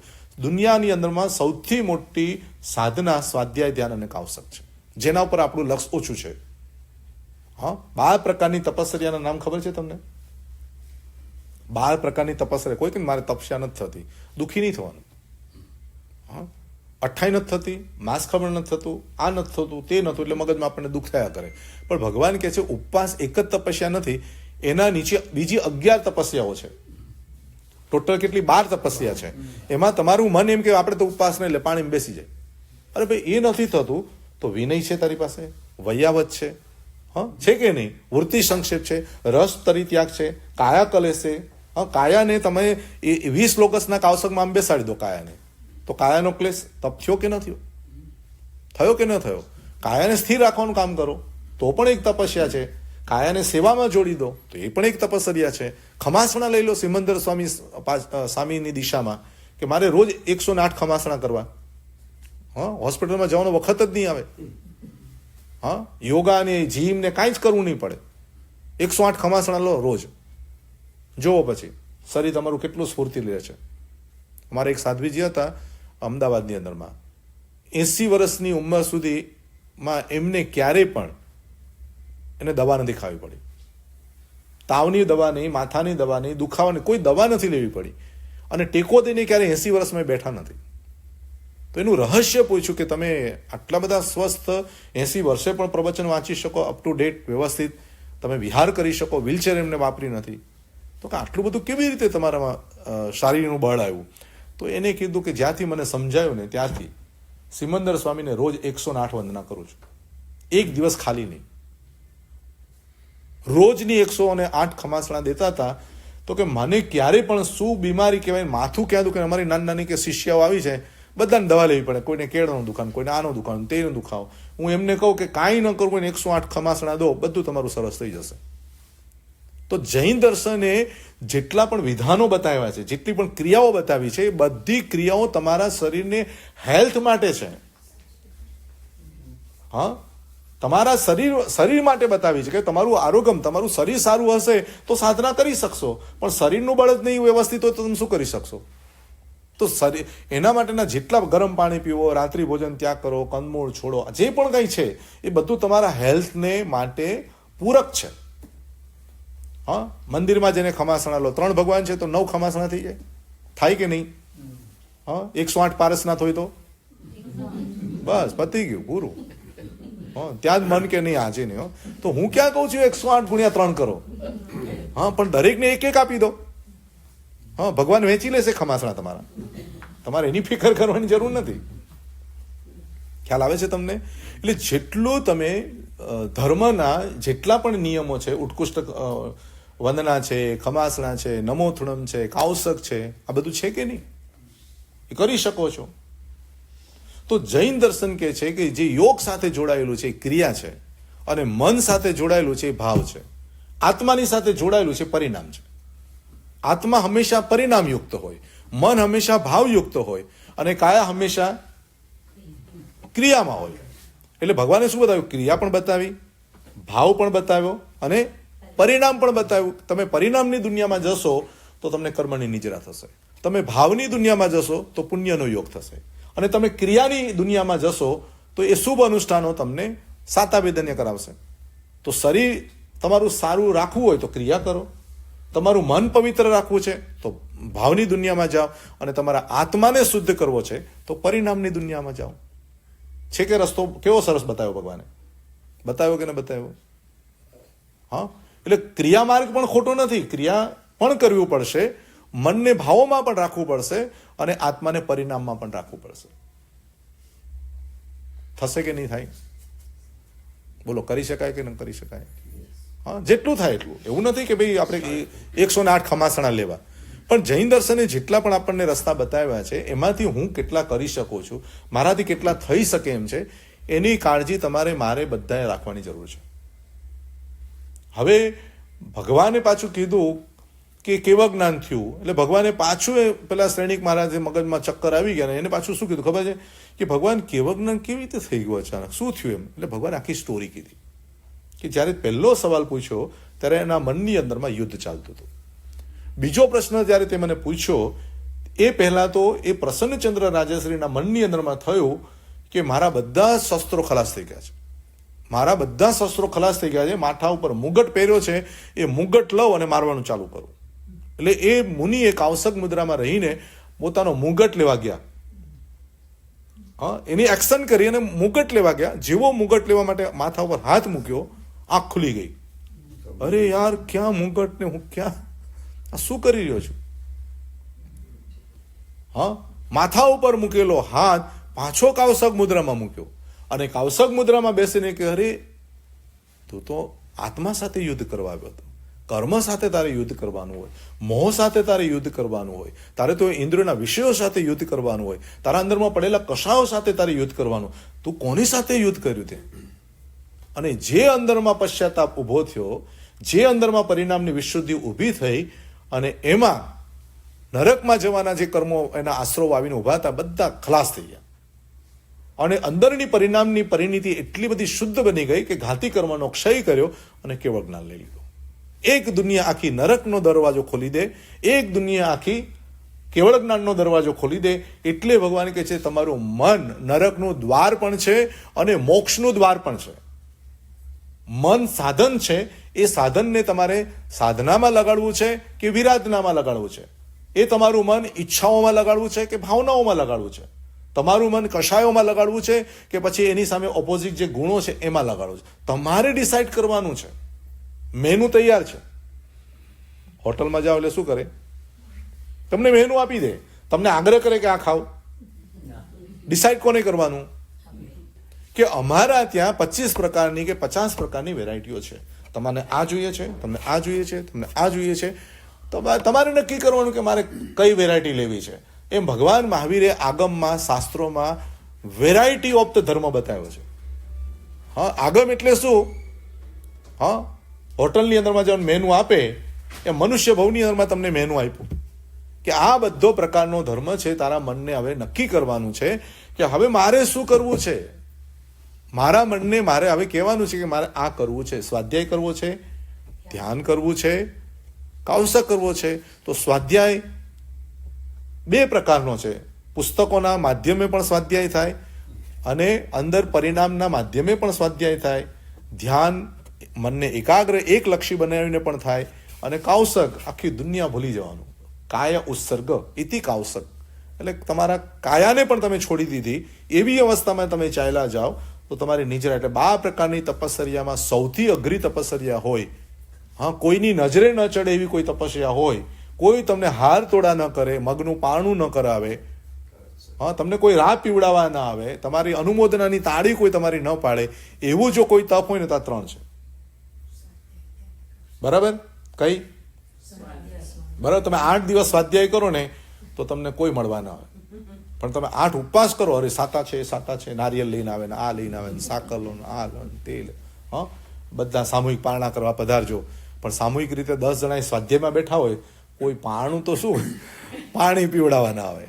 હા, તો લોકોની આંખે દેખાતો ધર્મ અને તમારી આંખે થતો ધર્મ એ બંનેમાં આટલો ડિફરન્સ છે.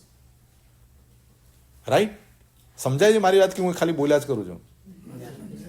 હા, કે આપણે અત્યારે મનની ભૂમિકામાં છે. આત્માની વાતો ગમે, આત્માનું તત્વ ગમે, આત્માની ફિલોસોફી ગમે, પણ આપણું લેવલ ક્યાં છે? શરૂઆત ક્યાંથી કરવી? હા, કારણ કે નજીકમાં નજીક મન છે. બરાબર? આત્મા કોઈ જોયો? દેખાયો તમને આત્મા?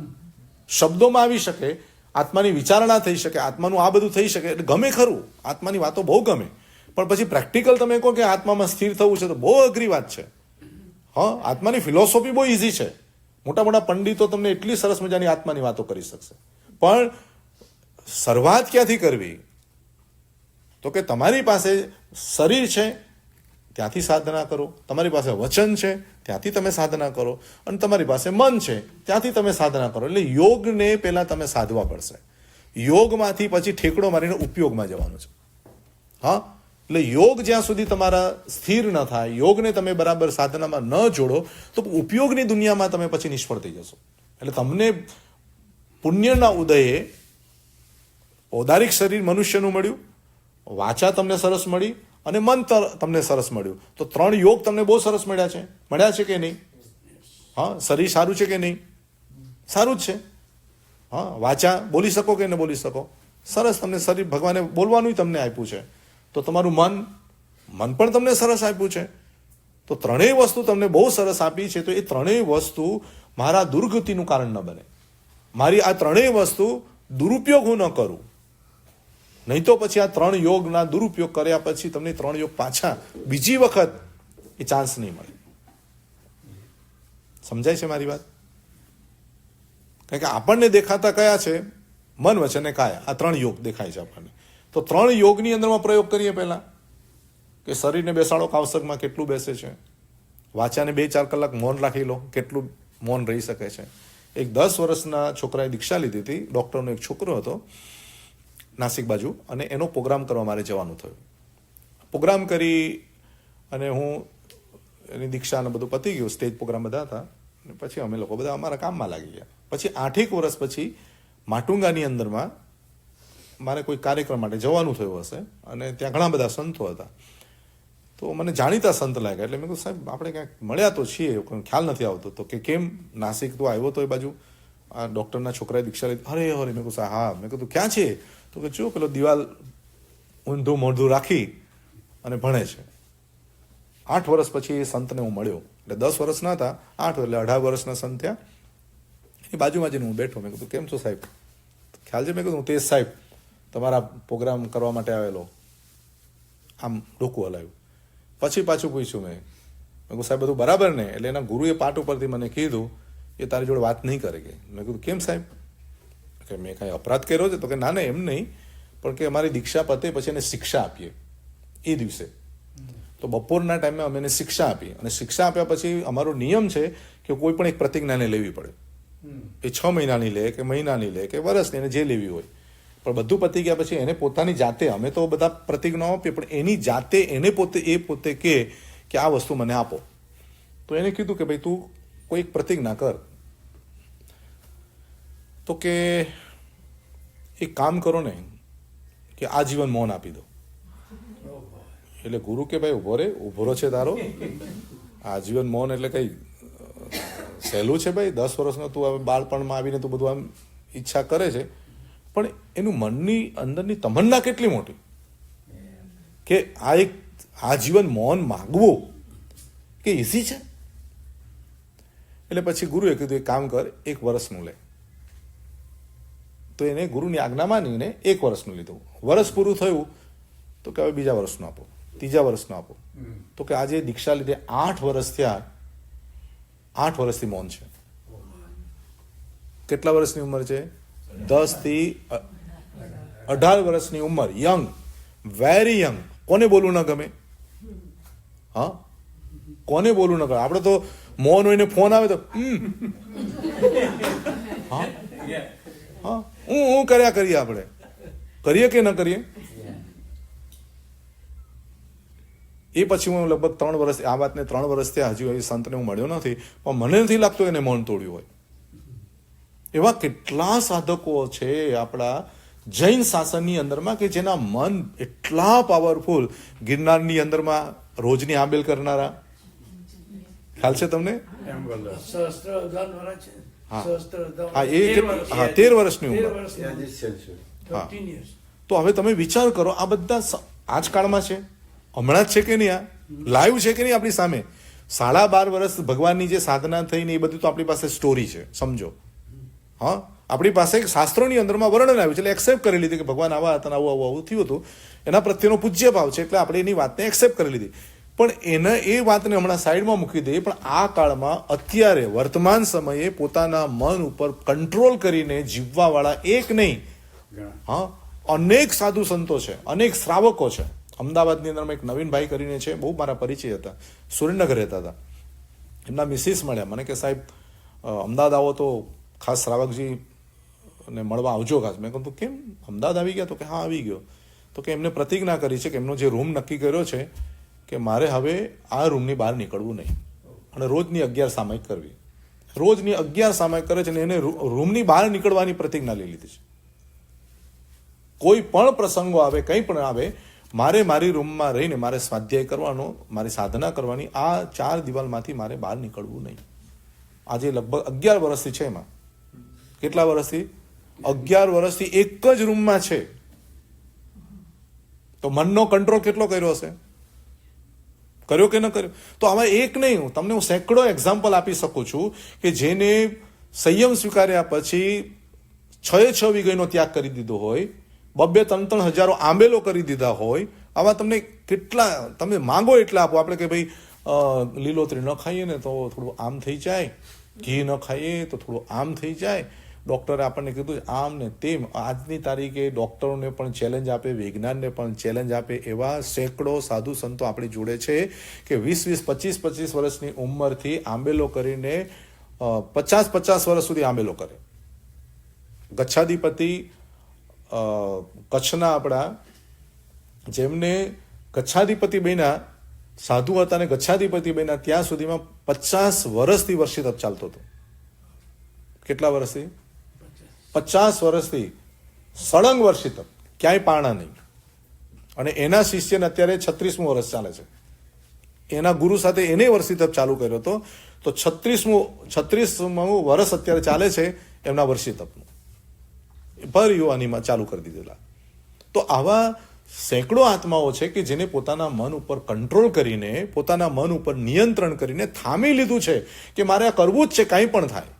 તો મનુષ્ય ભવની અંદરમાં આવા બધા વ્યક્તિઓને જોઈને આપણા અંદરમાં પડેલો આળસ, પ્રમાદ, નેગેટિવિટી, અત્યારે નહીં પછી, હજી તો ઘણો ટાઈમ છે, હા હજી તો લાંબુ આયુષ્ય છે આપણું, હા યમરાજ આવશે તો બાજુમાં આવશે, આપણા ત્યાં નહીં આવે, એક્સિડન્ટ થશે તો બાજુવાળાનો થશે, આપણો બોલો આપણો નહીં થાય, હા કેન્સર એને થઈ શકે, આપણને થોડું કેન્સર થાય.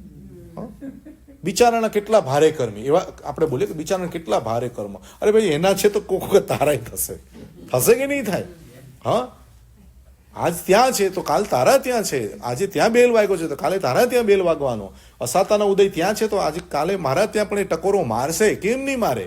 તો આપણા મનને કહેવાનું છે કે કંઈ પણ ઘટનાઓ બની શકે છે, થઈ શકે છે, એટલે અટકવાની કોશિશ કર, એને અટકાવવાની કોશિશ કરો કે ભાઈ બહુ વિકલ્પો નહીં કર, બહુ તોફાન નહીં કર, કે દુનિયાની અંદરમાં તું આવ્યો છું તો શાંતિથી તારા મનને કે બહારનું જગતનું બધું કામ પુણ્ય કરી લેશે, અંદરનું કામ તારે કરવાનું છે. હું તમને પૂછું એક સવાલ, તમારા ઘરની અંદરમાં નોકર અહીં ન હોય પણ અમારા ઇન્ડિયામાં તો હોય, નોકરને બધું સાફ કરવા આપો, તિજોરી સાફ કરવા આપો, હા પારસભાઈ, હા આપો તમે, સાચું બોલો. આપણે બધું એને કે આ સાફ કર, આ કિચન, આ તે બધું સાફ કર, કે લે આ તિજોરીની ચાવી સાફ કર, હા સાફ કરીને જતો રે, હા હા કાયમની સફાઈ કરીને જતો રે કે નહીં? તો બધું જ સાફ કરવા તમે નોકરને આપો, તિજોરી સાફ કરવા નથી આપતા. એમ કે છે ભગવાન, એમ કે છે કે જગતના બધા જ કામ, જન્મથી લઈને મૃત્યુ સુધીના બધા જ કામ પુણ્ય કરી આપશે. હા ગાંડાને પણ લગ્ન કરી આપે પુણ્ય, ગાંડો એને એનાય લગ્ન થાય બોલો, અને ડાયો રહી જાય. હા આપણે એમ કે આટલું બધું ભણેલો ગણેલો રૂપાલો ને સારા કોઈ છોકરી ન મળે, હા અને આનામાં કાંઈ ઠેકાણું નહીં કે ગાંડો પણ નહીં ગયો. હા એટલે પુણ્યનું કામ છે ગાંડાને પણ પરણાવી દે, હા અને પાપનું કામ છે ડાયાને પણ રખડતો કરી દે. કરે કે ન કરે? અભણ માણસો મેં જોયા જેવા કેટલા કે જેને 10 ધોરણની અભ્યાસ કર્યો છે, 10 જ ધોરણ, પણ ડાયમંડનો એટલો મોટો બિઝનેસ કરે, એટલો મોટો બિઝનેસ કરે, એના નીચે 15 CA કામ કરે, એની ઓફિસમાં 15 CA કામ કરે અને આટલા માણસો કામ કરે. તો આપણે લાગે તમે તો આપણે 10 ભણેલા, આપણે 10 ભણેલા કેટલું, એટલે બહારનું બધું જ કામ કે છે તું નહીં ભણેલો હોય, હા ઓછી આવડત વાળો હશે, પણ તારું પુણ્ય હશે ને તો 99 ઉતરશે. કેટલી ઉતરશે? હા 99 ઉતરશે.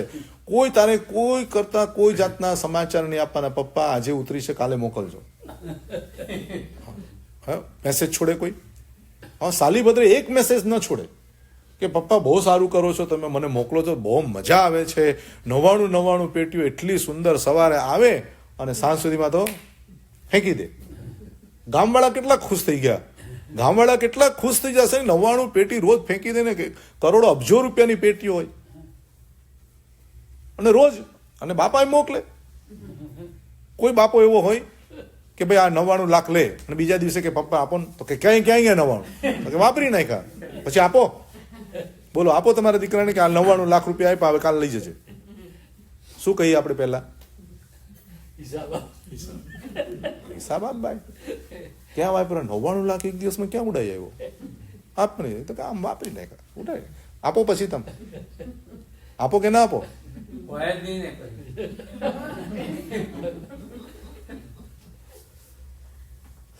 સાલીભદ્રના પિતા કોઈ આર્ગ્યુમેન્ટ કર્યા વગર એ યુઝ નતો કરતો, ફેંકી દેતો હતો, તોય 99 મોકલતો હતો. મોકલતા હતા કે પુણ્યનો ઉદય હોય તો ઉપરથી 99 રોજ ઉતરે. બરાબર? મારે તમને એમ કેવું, જૈન દર્શન એમ કે જન્મથી લઈને એન્ડ સુધીનું બધું પુણ્ય કરી આપશે. તમે અમેરિકા આવ્યા, બરાબર છે, જ્યારે આવ્યા ત્યારે શું સ્થિતિ હતી? જે પણ વડીલો આવ્યા, શું સ્થિતિ હતી અરવિંદભાઈ?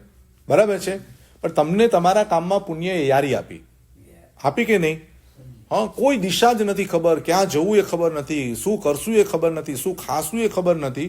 એવી દુનિયામાં તમે અહીંયા આગળ આવ્યા, ધીરે ધીરે ધીરે ધીરે ઓળખાણ થતી ગઈ, અહીંયા ઓળખાણ થતી ગઈ, અહીંયા બિઝનેસ મળતો રહ્યો, અહીંયા ગયા ત્યાં ગયા, એમ કરતાં કરતાં તમને એવી ફાવટ આવી ગઈ અને પુણ્યએ તમારી એવી સરસ વ્યવસ્થા કરી આપી અને એટલી સારી વ્યવસ્થામાં તમે જોડાતા જ ગયા, બધામાં તમને સફળતા મળી ગઈ. તો કે બહારના ક્ષેત્રનું કામ પુણ્ય કરી લેશે, ભીતરના ક્ષેત્રનું કામ તમારે જાતે કરવાનું.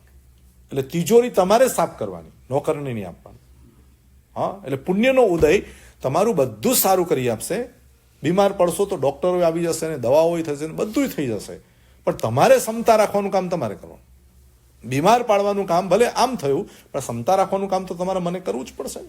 હા, તો કેસી સ્વામી ને ગૌતમ સ્વામીના બંને સાધુઓએ પોતાના ગુરુઓને વાત કરી અને બંને ગુરુઓ સમજી ગયા કે આ તો પાર્શનાથના અને આ મહાવીર સ્વામીના. એટલે કેસી સ્વામીએ કીધું કે ભાઈ મહાવીર સ્વામીના જે સાધુ છે ગણધર ગૌતમ છે, આપણે ત્યાં જવું જોઈએ. એટલે કેસી સ્વામી મોટા છે, ગૌતમ સ્વામી નાના છે, તો કોને જવું જોઈએ? ગૌતમ સ્વામીએ જવું જોઈએ કે નહીં? છતાં ગયું કોણ? કેસી સ્વામી ગયા. કારણ કે નિયમ છે કે એક તીર્થંકરના શાસનમાંથી બીજું તીર્થંકરનું શાસન જ્યારે ચાલુ થાય તો આ તીર્થંકરના જેટલા પણ સાધુ શ્રાવકો બધા હોય એ બીજા તીર્થંકરના જે પણ નિયમો હોય એની અંદરમાં સમર્પણ થવું પડે.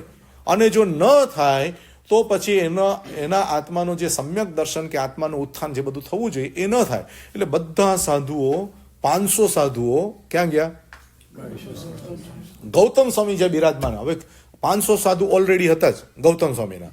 શાસ્ત્રકાર એમ કે છે અંતિમ દેશનામાં ભગવાને આ વાત કરી છે આપણા લોકો માટે કે આ બાજુ રંગીન સાધુઓ, 4 વ્રતધારી સાધુઓ, પ્રતિક્રમણ કરવાના કોઈ નિયમો નહીં. હા, જ્યારે પણ પાપ લાગે ત્યારે પ્રતિક્રમણ કરી લેવાનું. આપણે સવાર સાંજ કમ્પલસરી. હા, આપણે નિયમ એટલા માટે મૂક્યા છે કે આપણે એટલા બધા બુદ્ધિશાળી કે એમાંય ફેરફાર કરી નાખીએ. હા, એટલે એકદમ ફિક્સ જ કીધું તારે તો કરવાનું જ ભાઈ, તું ગમે ત્યારે કરીશ ચાલશે. તો હાલત કેવી થઈ જાય આપણી? હા, તો હવે એ બધા સાધુઓ 500 સાધુ ત્યાં આવ્યા. આ બાજુ 500 સાધુ ઊભા થયા, એમનું વેલકમ કર્યું, બધા ભેગા થયા અને એ ભેગા થઈને શું વાતો કરી એ ભગવાન મહાવીરે કહ્યું 23મા અધ્યયનમાં. કેસી સ્વામીના અધ્યયનમાં શું વાતો થઈ એનું પ્રકાશન કર્યું કે એને જોવા માટે આખું ગામ આવ્યું, આખું નગર ભેગું થઈ ગયું કે હવે આ લોકો લડશે, હા આમ કરશે તેમ કરશે, પેલા આમ પ્રશ્ન પૂછશે, શું થશે, બંનેના સંવાદમાં વાત થશે, વિવાદ થશે, ઝઘડા થશે, શું થશે, એને જોવા માટે બધા ભેગા થઈ ગયા. અને આખું ઉદ્યાન ભરાઈ ગયું, 1000 સાધુઓથી ભરાઈ ગયું અને બાકી પબ્લિક ભરાઈ ગઈ.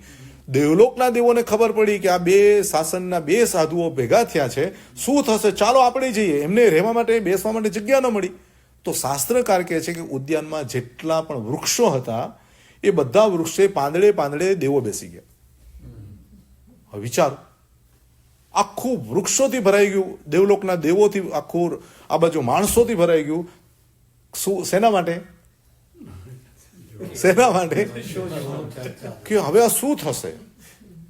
હવે કેસી સ્વામીએ તો પ્રશ્ન પૂછવાનું ચાલુ કર્યું ગૌતમ સ્વામીને કે તમારા આવા વ્રતો છે, તમારા આવા કલર છે, તો કે એમાં આમ તે બધી વાત કરી. એમાં એક પ્રશ્ન એમને એવો પૂછ્યો કે આટલા બધા પ્રશ્નો પૂછ્યા તો તમે મન તમારું બહુ શાંત છે. એ તો ઉકળાટ હોય ને, ઘણી વખત જવાબ આપવામાં બહુ ઉકળાટ થઈ જાય કે તમે સમજતા નથી, તમે તો આવા છો ને તે આ રંગીન કપડાં ઉતારી નાખો ને તમે આમ બધું થાય. એટલા શાંતિથી શાંત મુદ્રે જવાબ આપ્યા. અને એ જવાબની અંદરમાં એક પ્રશ્ન એમને પૂછ્યો કે મને તમે એ સમજાવો કે તમારું મન આટલું શાંત કેમ છે? શું કહે છે?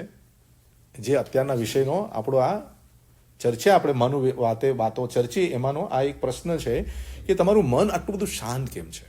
આટલા બધા સવાલો કર્યા અને છતાંય તમે શાંત મુદ્રાથી મને જવાબ આપ્યા.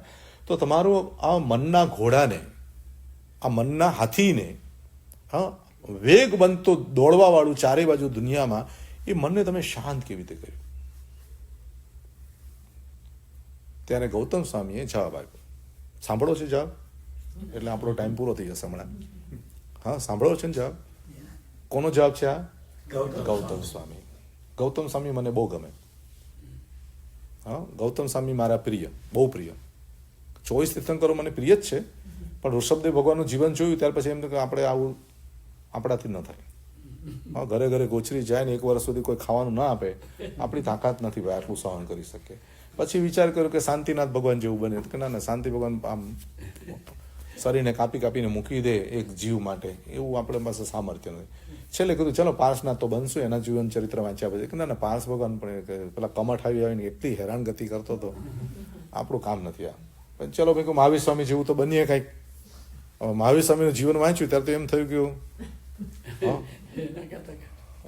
હા કે આટલું તો આપણાથી થાય. એટલે પછી છેલ્લે વિચાર કે આ બધું તો મેળ ખાયો છે નહીં, આપણો મોક્ષમાં તો જવું જ છે, તો ગૌતમ સ્વામીને પકડો. કારણ કે ગૌતમ સ્વામીને જરાય તકલીફ નથી પડી. જો તમે વાંચો એમનું જીવન વાંચજો, ગૌતમ સ્વામીને કોઈ હર્ટ શબ્દ નથી કીધો, એ ભાઈ તમે જરા સાઈડમાં, એવું એક શબ્દ કોઈ કડવા શબ્દ કોઈ નથી કીધા, કોઈ કાનમાં ખીલા મારવા નથી આવ્યું, કાંઈ જ નહીં. બોલો, હા, રમતા રમતા મોક્ષમાં ગયા. એટલે મેં કીધું આ એક રસ્તો બહુ સારો છે આપણા માટે.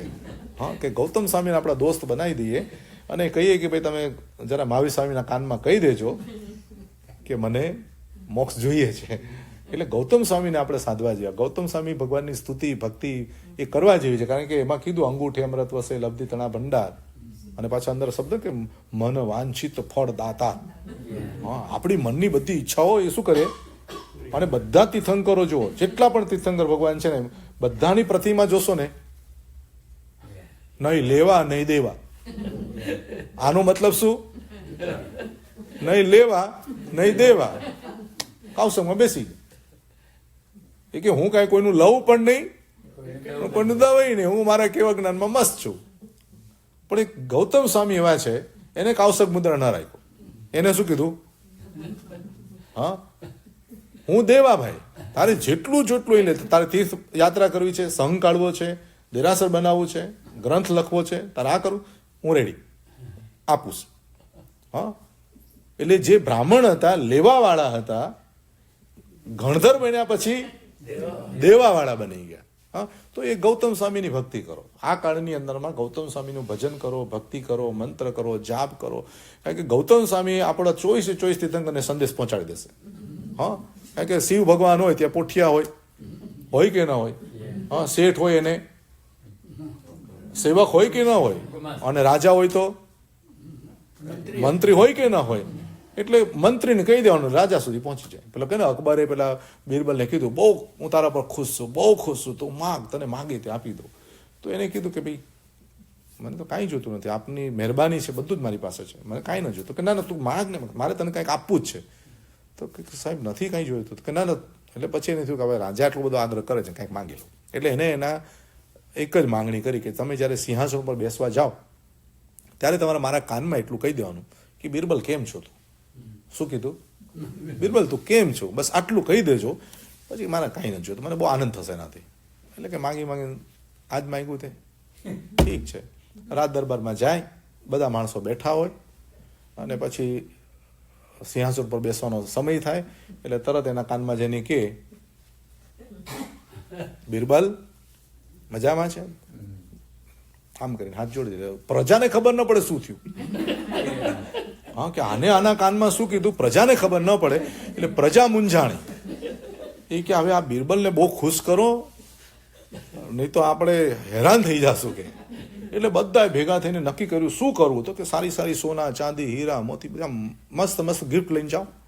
એટલે બધા લોકો જાત જાતની મોટી મોટી ગિફ્ટ લઈને ત્યાં ગયા. મહેલ ભરાઈ ગયો, આખો મહેલ ભરાઈ જાય એટલી ગિફ્ટ મળી. અને રાજા પાસે માંગ્યું તો શું મળત. એટલે એના કરતાં તો પ્રજાએ એટલું બધું કે ભાઈ એને ખુશ રાખો તો રાજા સુધી આપણી વાત સારી પહોંચશે, નહીં તો રાજા આપણને હેરાન કરી નાખશે. એટલે આ વાતની ખબર અકબરને પડી ગઈ કે સારું આ તો ઉલટું થઈ ગયું, આટલી બધી ગિફ્ટ એનો મહેલ ભરાઈ ગયો. એટલે બીજા દિવસે બોલાયો સભામાં અને કહ્યું કે બોલો સાહેબ શું થયું. કાલથી હું તારા કાનમાં કેમ છો નહીં કહું. ભલે સાહેબ નહીં, આ તો તમે કીધું હતું એટલે મેં તમારી બહુ ઈચ્છા હતી એટલે પારસભાઈ શું કર્યું, મેં કીધું. હું તમને કાનમાં જ કહેવા આવ્યો છું તો કીધું. પછી કે રાજન એક કામ કરો, તમે બંધ કરો, બરાબર? હું તમારા કાનમાં કહીશ તમે કેમ છો, તો કે હા એ ચાલશે, પણ હું તારા કાનમાં નહીં. ઓકે, બીજા દિવસે ઉલટું કરી. અને બીજા દિવસે જેવું સિંહાસન પર બેઠા એટલે બિરબલે કીધું કેમ છો, એમ કાનમાં કહી દીધું. તો કે બરાબર એમ કરીને સિંહાસન પર બેસી ગયા. અને બેસી ગયા એટલે પ્રજાને થયું કે આ તો બહુ ગડબડ થઈ ગઈ. રાજા જ્યાં સુધી આના કાનમાં કહેતા હતા ત્યાં સુધી તો ઠીક હતું. હવે આના કાનમાં દીકરો પરણાવી દો, દીકરો પરણાવી દો એટલે પુત્ર વધુ કોના કાનમાં વાત કરે કે તમારા મમ્મી પપ્પા જોડે મન નહીં ફાવે, કે ન કે, એટલે ન ફાવે કે એટલે શું થાય બોલો, થાય ને તકલીફ. તો આવું જ થવા માંડ્યું કે હવે શું કરવું. તો પબ્લિક કહે છે કે ભાઈ જો હવે બિરબલને બહુ ખુશ કરવો પડશે, કારણ કે એના કાનમાં કહેતા ત્યાં સુધી સમજાણું. હવે બિરબલ એવી ફૂંક મારી આપશે ને આપણે હેરાન થઈ જશું. બીજો મહેલ બનાવવો પડ્યો ગિફ્ટ રાખવા માટે. રાજાને ખબર પડી કે આ તો સારું ઉલટું થઈ ગયું, એટલે પાછો એને બોલાવ્યો કે જો હવે હું તારા કાનમાં કહેતો હતો નહીં તો મેં બંધ કર્યું, મારા કાનમાં પણ હું તું કહેતો હતો એટલે બધું બંધ, હવે તારા કાનમાં પણ હું નહીં કહું. તો કે સાહેબ ઠીક છે, હવે કોઈ જરૂર નથી મારે. એટલે ભગવાનની વાત આપણા કાને પડે, શું કહે છે, ભગવાનની વાત આપણા કાને પડે તોય આત્મકલ્યાણ, અને આપણી સ્તુતિ આપણી ભક્તિ ભગવાનના કાનમાં પડે તોય આપણો મોક્ષ થાય. સમજાય છે મારી વાત? એટલે જીનેશ્વરની વાણી આપણા કાને પડે તો આપણને લાભ જ છે, અને આપણી ભાવનાઓ આપણી પ્રાર્થનાઓ આપણી ભક્તિ પણ જો પરમાત્માના કાને પડે તો પણ આપણું જ કલ્યાણ થાય. થાય કે ન થાય? તો પુણ્ય જે છે બધું જ પતાવી આપશે. પુણ્ય શું કરી આપશે? એટલે તમારે બહારની કોઈ ચિંતા નહીં કરવાની, શરીરની ચિંતા નહીં કરવાની, સંબંધીઓની ચિંતા નહીં કરવાની, પૈસાની ચિંતા નહીં કરવાની, સગવડતાની ચિંતા નહીં, કોઈ જાતની ચિંતા કરવાની નહીં. કેમ નહીં કરવાની બોલો? કોણ કરી આપશે બધું? પુણ્ય તમને બધું કરી આપશે. બરાબર? પરફેક્ટ વાત થઈ કે નહીં? સમજાણું કે નહીં સમજાણું? હા કે ના? હા. એટલે બહારની બધી વ્યવસ્થા પુણ્ય કરી આપશે. તમારે શું કરવાનું? હા, તમારી તિજોરી તમારે સાફ કરવાની. તમારું આત્મકલ્યાણ પુણ્ય નહીં કરી આપે. પુણ્યનું કામ છે સીડી, એ તમને સીડી મૂકી આપે, પછી ચડવાનું કોને? હા, પુણ્યનું કામ છે આખું ભોજન તમારું મોટું આખું વ્યવસ્થિત તૈયાર કરી આપે. જમવાનું કોને? બરાબર ને? હા, રસ્તો બનાવી આપવાનું કામ પુણ્ય છે, ચાલવાનું કામ તમારું છે. મોક્ષ માર્ગની અંદરમાં તમને પહોંચાડી દેવાનું કામ પુણ્યનું છે, પણ માર્ગ ઉપર ચાલવાનું કામ કોનું છે? માર્ગ ઉપર ચાલવાનું કામ તમારું પોતાનું છે. એટલે પહેલો પ્રશ્નમાંથી બધા પ્રશ્ન પૂછતા કે તમારું મન કેવી રીતે શાંત કર્યું, તમારા મનને તમે આટલું બધું ઉપશાંત કઈ રીતે કર્યું. આટલી બધી પ્રજાઓની અંદરમાં આ બધા પ્રશ્નો થયા, અને એમાં ગૌતમ સ્વામી કહે છે કે મેં મારું મન સ્વાધ્યાય રૂપી લગામથી, મેં મારું મન સ્વાધ્યાય રૂપી સૂત્રોથી, સજ્જાઈથી મેં મારા મનને વશ કર્યું છે. મારા મનના ઘોડા તોફાન કરતા હતા, પણ એ તોફાની ઘોડાને સ્વાધ્યાય દ્વારા સ્થિર કર્યું, એટલે ધ્યાનસ્થ કર્યું. અને મારા મનની અંદરમાં કોઈ જાતની અશાંતિ નથી, કોઈ જાતની શંકાઓ નથી, કોઈ જાતના વિકલ્પો નથી. મારા મનની અંદરમાં કોઈ સફળતા નિષ્ફળતાના કોઈ જાતની ઘટનાઓ નથી. મારા મનમાં માત્ર ને માત્ર સ્વ અધ્યાય, મારું મન આત્મ તરફની દિશામાં છે, આત્માની વિચારણામાં છે. એના સિવાય મારું મન બીજો વિકલ્પ કરતું નથી. નિર્વિકલ્પ સ્થિતિમાં, નિર્વિચાર સ્થિતિમાં, નિર્દોષની સ્થિતિમાં હું જીવું છું. આવો એમને જવાબ આપ્યો. બરાબર છે? આ બધું પતી ગયા પછી કેસી સ્વામીને બહુ સમાધાન થયું, બહુ શાંતિથી એને બધું સાંભળ્યું અને ઊભા થાય છે. ગૌતમ સ્વામીને નમસ્કાર કરે છે, વંદન કરે છે, અને કહે છે કે તમારા બધા જવાબોથી મને બહુ સંતોષ થયો, બહુ જ મને તૃપ્તિ થઈ છે. હવે મારા રંગીન વસ્ત્રો ઉતારીને હું તમારો શિષ્ય બનું છું, અને મને શ્વેત વસ્ત્રો પહેરાવો. હવે આ દ્રશ્ય કોણ જુએ છે? હજારો માણસો જુએ છે આ દ્રશ્ય. હા, તો હવે આખું પોતાનું પરિવર્તન પોતે કરે છે, એની સાથેના 500 શિષ્યો પણ રંગીન વસ્ત્રો ઉતારી અને શ્વેત વસ્ત્રો ધારણ કરે છે. 4 મહાવ્રતો છોડી 5 મહાવ્રતને ધારણ કરે છે. ગમે ત્યારે પ્રતિક્રમણ કરવા વાળા સવાર અને સાંજ હવે પ્રતિક્રમણ કરે. એની ક્રિયાઓ બદલાઈ ગઈ, વસ્ત્રો બદલાઈ ગયા, બધું જ બદલાઈ ગયું. હું તમને પૂછું કે તમારી માન્યતા એક તમે નક્કી કરેલી હોય અને પછી તમને સચ્ચાઈ સમજાય તો તમારી બાંધેલી ધારણાઓ, કરેલી માન્યતાઓ છોડો ખરા તમે? હા હા, મુશ્કેલ પડે. કેટલા ટાઈમથી એક જ ગરડમાં ચાલતું હોય પછી સમજાય કે નહીં આમ હવે મારા ચેન્જ લાવવું છે. કેટલું અઘરું છે. પણ મતિ જ્ઞાન, શ્રુત જ્ઞાન, અવધિ જ્ઞાન, 3 જ્ઞાનના માલિક એવા કેસી સ્વામીએ ટોટલી પરિવર્તન કરી નાખ્યું. સત્યના પક્ષમાં બેસ્યા, એના મનને કેળવી લીધું. જગતને જે કહેવું હોય તે કહે, પણ સત્ય મારું આ છે. અને એમ કે છે કે એવો મોટો ઇતિહાસ બન્યો કે જેની ક્રિયાભેદ હતો એ બદલાઈ ગયો. હા, જેનો આચાર ભેદ હતો એ ચેન્જ થઈ ગયો કે સત્ય મને આ સમજાયું. તો ભગવાન મહાવીર કહે છે કે તમારું મન સત્ય સુધી પહોંચશે તો બહારના પરિવર્તનો તમારી જાતે અંદરથી પ્રગટ થશે. અને મન એવું સાધન છે, એ સમજી જાય તો તમને સાધનામાં એવી જબરજસ્ત મસ્તી લાવી દેશે. કર્મ નિજરા કરીને મન એવો મોક્ષ કારણમ, મન તમને મોક્ષનું કારણભૂત બની શકે છે. તો તમારા મનને તમે ઓળખો, તમારા મનનું મૂલ્ય કરો. તમારું મન બહુ કિંમતી છે, રત્નો કરતાં પણ કિંમતી છે. અને તમારું મન 1 સેકન્ડમાં નરક અને 1 સેકન્ડમાં સ્વર્ગના દરવાજા ખોલી નાખે એટલી તાકાતવાળું છે. તો આવું સક્ષમ મન મળ્યું છે. કદાચ તમારું શરીર કાચું થઈ શકે, સંજોગો પાતળા થઈ શકે, પરિસ્થિતિઓ નબળી બની શકે, પણ આ બધા વચ્ચે જો સ્ટ્રોંગ રહી શકે એવી કોઈ ચીજ હોય, યોગ હોય, તો ખાલી કયું છે? ખાલી મન યોગ છે. તો એ મનના યોગને સ્થિર કરવા માટે બહુ જ પ્રયત્નો કરવા છતાં કેમ અસ્થિર થઈ જાય છે? કોના કારણે ચંચલ બની જાય છે? કયા માધ્યમના કારણે મન વિવળ બની જાય છે, દુઃખી થઈ જાય છે અને રડવા બેસી જાય છે, માંદું પડી જાય છે? તો ભગવાન મહાવીર કહે છે મનની ચેતનાને, એટલે મનના ભાવોને, મનને અસ્થિર કરનારું જો કોઈ તત્વ હોય તો જૈન દર્શન કહે છે કર્મ છે. કયું છે? કર્મનો ઉદય મનને હલાવી નાખે છે. હા, ભયંકર પરિસ્થિતિમાં તમે પસાર થાવ ત્યારે મન કહે છે હવે કાલે હું શું કરીશ. મન એવું લાચાર બની જાય કે હવે શું થશે, મારા બાળકોનું શું થશે, મારા બિઝનેસનું શું થશે, મારા સમાજનું શું થશે, મારું શું થશે. આવા અનેક ચિંતાઓના વાતાવરણના વાદળાઓ જો કોઈ ઊભું કરી શકતું હોય તો જૈન દર્શન કહે છે તમારા મનને વિવળ બનાવવાનું કામ કર્મ કરે છે. કોણ કરે છે? હા, દૂધ જે છે, પાણી છે, એ બધો શાંત સ્વભાવવાળા છે, શીતલ સ્વભાવવાળા છે. પણ એને તમે અગ્નિ ઉપર મૂકો તો શું થાય? અગ્નિ ઉપર મૂકો તો શું થાય?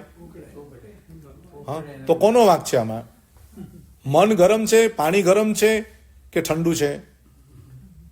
હા હા, કોના કારણે ગરમ થયું? કોના કારણે ગરમ થયું? આપણે ઘણી વખત નથી બોલતા મારે તો ક્રોધ કરવો જ નથી. કર્મ તોડવા માટે મનને શાંત રાખો. હા, So that's the way you can break the karma, right? તો પાણી હોય, if પાણી is strong enough, it can એટલે આપને ઓલવી શકે, હા right? હા, કર્મ એટલે તોડવું હોય એટલે એ કારણ તો હું તમને આપું જ છું. હજી મારે 2 સબ્જેક્ટ લેવાના છે.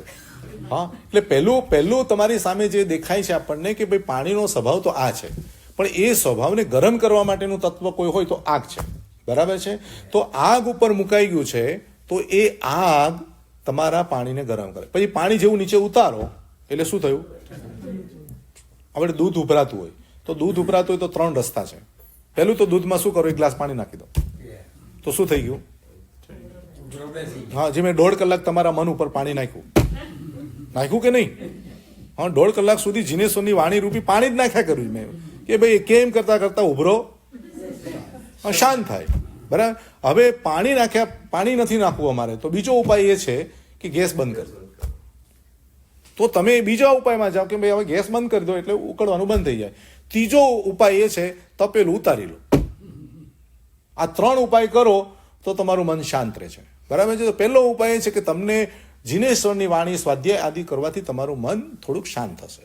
બીજા નંબરની અંદરમાં જે કર્મો છે એ કર્મોનો ગેસ તમે બંધ કરો. એને આડાવડા રસ્તે જવાની બધી પ્રક્રિયાઓ છે તમે બંધ કરી નાખો એટલે મન શાંત થઈ જશે. અને ત્રીજા નંબરમાં છે કે તમે હવે એ અગ્નિના જે કેટલાક ક્ષેત્રો છે, હા, જે તમને ક્રોધ કરાવે, માન કરાવે, માયા કરાવે, લોભ કરાવે, બધા જે નિમિત્તો છે એનાથી તમે એને દૂર રાખીને તમે સારા નિમિત્તની અંદરમાં લઈ જાઓ તો એને પંખા નીચે મૂકો તો દૂધ ઠંડુ થઈ જશે, પાણી ઠંડુ થઈ જશે. તો આ 3 ઉપાયથી તમારા મનને તમે કેળવી શકો છો. પણ છતાંય એના ઉપર પણ સામ્રાજ્ય કોઈ ચલાવતું હોય તો ભગવાન કહે છે કર્મના કારણે શરીર ચાલે, કર્મના કારણે વાચા ચાલે અને કર્મના કારણે મન ચાલે. એટલે મન કે છે હું તો સાધન છું. તમે મને શું કરવા ગુનેગાર માનો છો? હા, હું તો સાધન છું. તો સાધનને તમે શું કરવા, એટલે સીડીને તમે શું કરવા કહો છો કે સીડી બરાબર નથી, સીડી બરાબર નથી? હા, તમે ચડી જાઓ, શાંતિથી ચડી જાઓ મારા ઉપર. તો મન તો બિચારું સારું છે, શાંત છે, ચંચલ છે જ નહીં, પણ પેલું કર્મ હળી કરે. શાંત છોકરો હોય ને તો પેલો અશાંત છોકરો શું કરે? હા, શું કરે? હળી કરે. એટલે પેલાને બિચારાને કંઈ કરવું નથી, પેલો એવો હળી કરે છે. આપણે ઘણી વખત આપણે તો શાંત રહેવું છે, પણ આ બાજુવાળા એટલા હેરાન કરે છે ને, એટલે આપણે ન બોલવું હોય તોય જો બોલ્યા ને, આપણે નથી કાંઈ કરવું પણ છતાંય કરવું પડે છે. તો જે મનને નથી કરવાનું અને છતાંય કરે છે એની પાછળ ભગવાન કહે છે કર્મ છે. તો આવતીકાલે કર્મ વિશે આપણે જાણશું, કર્મને ખંખેરવાની બાબતો જાણશું, કર્મનો બંધ જાણશું, કર્મનો ઉદય જાણશું, કર્મની નિજરા જાણશું અને કર્મના કાર્યો જાણશું. કર્મ આપણને કેટલી પરિસ્થિતિમાં મૂકે છે, 84 લાખ જીવાયુમાં ક્યાં કઈ રીતે ભ્રમણ કરાવે છે. અને એ કર્મ દશાની અંદરમાં ભગવાન મહાવીરે ઈશ્વરવાદની સામે કર્મવાદ કઈ રીતે મૂક્યો છે અને ઈશ્વરના તત્વને કઈ રીતે એને ગોઠવ્યું છે, કર્મના તત્વોને કઈ રીતે ગોઠવ્યું છે. તો કાલે બધાએ કર્મ બાબતની માહિતી તમારે મેળવવી હોય તો આજે તમને જે મન જે કાચું પડે છે, મન બિચારું વિહવળ થઈ જાય છે, એ બધી જ પરિસ્થિતિનું કારણ કર્મ છે. અને એ કર્મની બાબતને આપણે આવતીકાલે જાણશું. આપના સ્ટડી સેન્ટરે ખૂબ સરસ 3 દિવસનું આખું એક રેલીમાં આયોજન કર્યું. અરવિંદભાઈ ઘણા સમયથી કહેતા હતા કે સાહેબ 7-8 વર્ષ થઈ ગયા છે, આ બાજુ આવો તો બહુ સરસ. ન્યુયોર્કમાં ઇથાકામાં મારા પર્યુષણ હતા. પર્યુષણ પતાવ્યા પછી અહીંયા પ્રોગ્રામ નક્કી કર્યો અને ઇન્ડિયાથી જ મેં કહ્યું હતું કે 2-3 દિવસ માટે પણ હું આવીશ. અને અહીંયાથી પછી હું હ્યુસ્ટન જવાનો છું, ત્યાં પણ 3-1 દિવસનું આવું ભગવાનની વાતો કરીશું. ત્યાંથી ન્યુયોર્ક જઈશ, ન્યુયોર્કમાં પણ 2 પ્રોગ્રામો રાખ્યા છે, એ પતાવીને દુબઈ જઈશ અને દુબઈથી પછી ઇન્ડિયા ચાલ્યો જઈશ. અને આમ કરતાં એક દિવસ આપણે મોક્ષમાં જવું છે. એટલે ડેસ્ટિનેશન તો એ છે, કારણ કે ભગવાને જે પણ મને વાણી આપી છે અથવા તો જે મને વિચારણાઓ આપી છે, જે સયોક્ષમ આપ્યો છે, એના માધ્યમે જૈન શાસનનું જેટલું પણ કાર્ય મારા હાથે થાય એટલા કરવાના પ્રયાસ કરું છું. એક પણ આત્મા જો તરી જાય તો કાર્ય સિદ્ધ થઈ જાય. તો આવું કાર્ય કરવાનો યોગ આપના ત્યાં મને મળ્યો છે. વધુમાં વધુ લોકો લાભ લે એવો પ્રચાર કરજો. શનિ અને રવિ 2 દિવસના આપણા કાર્યક્રમો, સમય તો તમે પારસભાઈ આપી દેજો. હા, બોલીએ મહાવીર સ્વામી ભગવાન કી જય.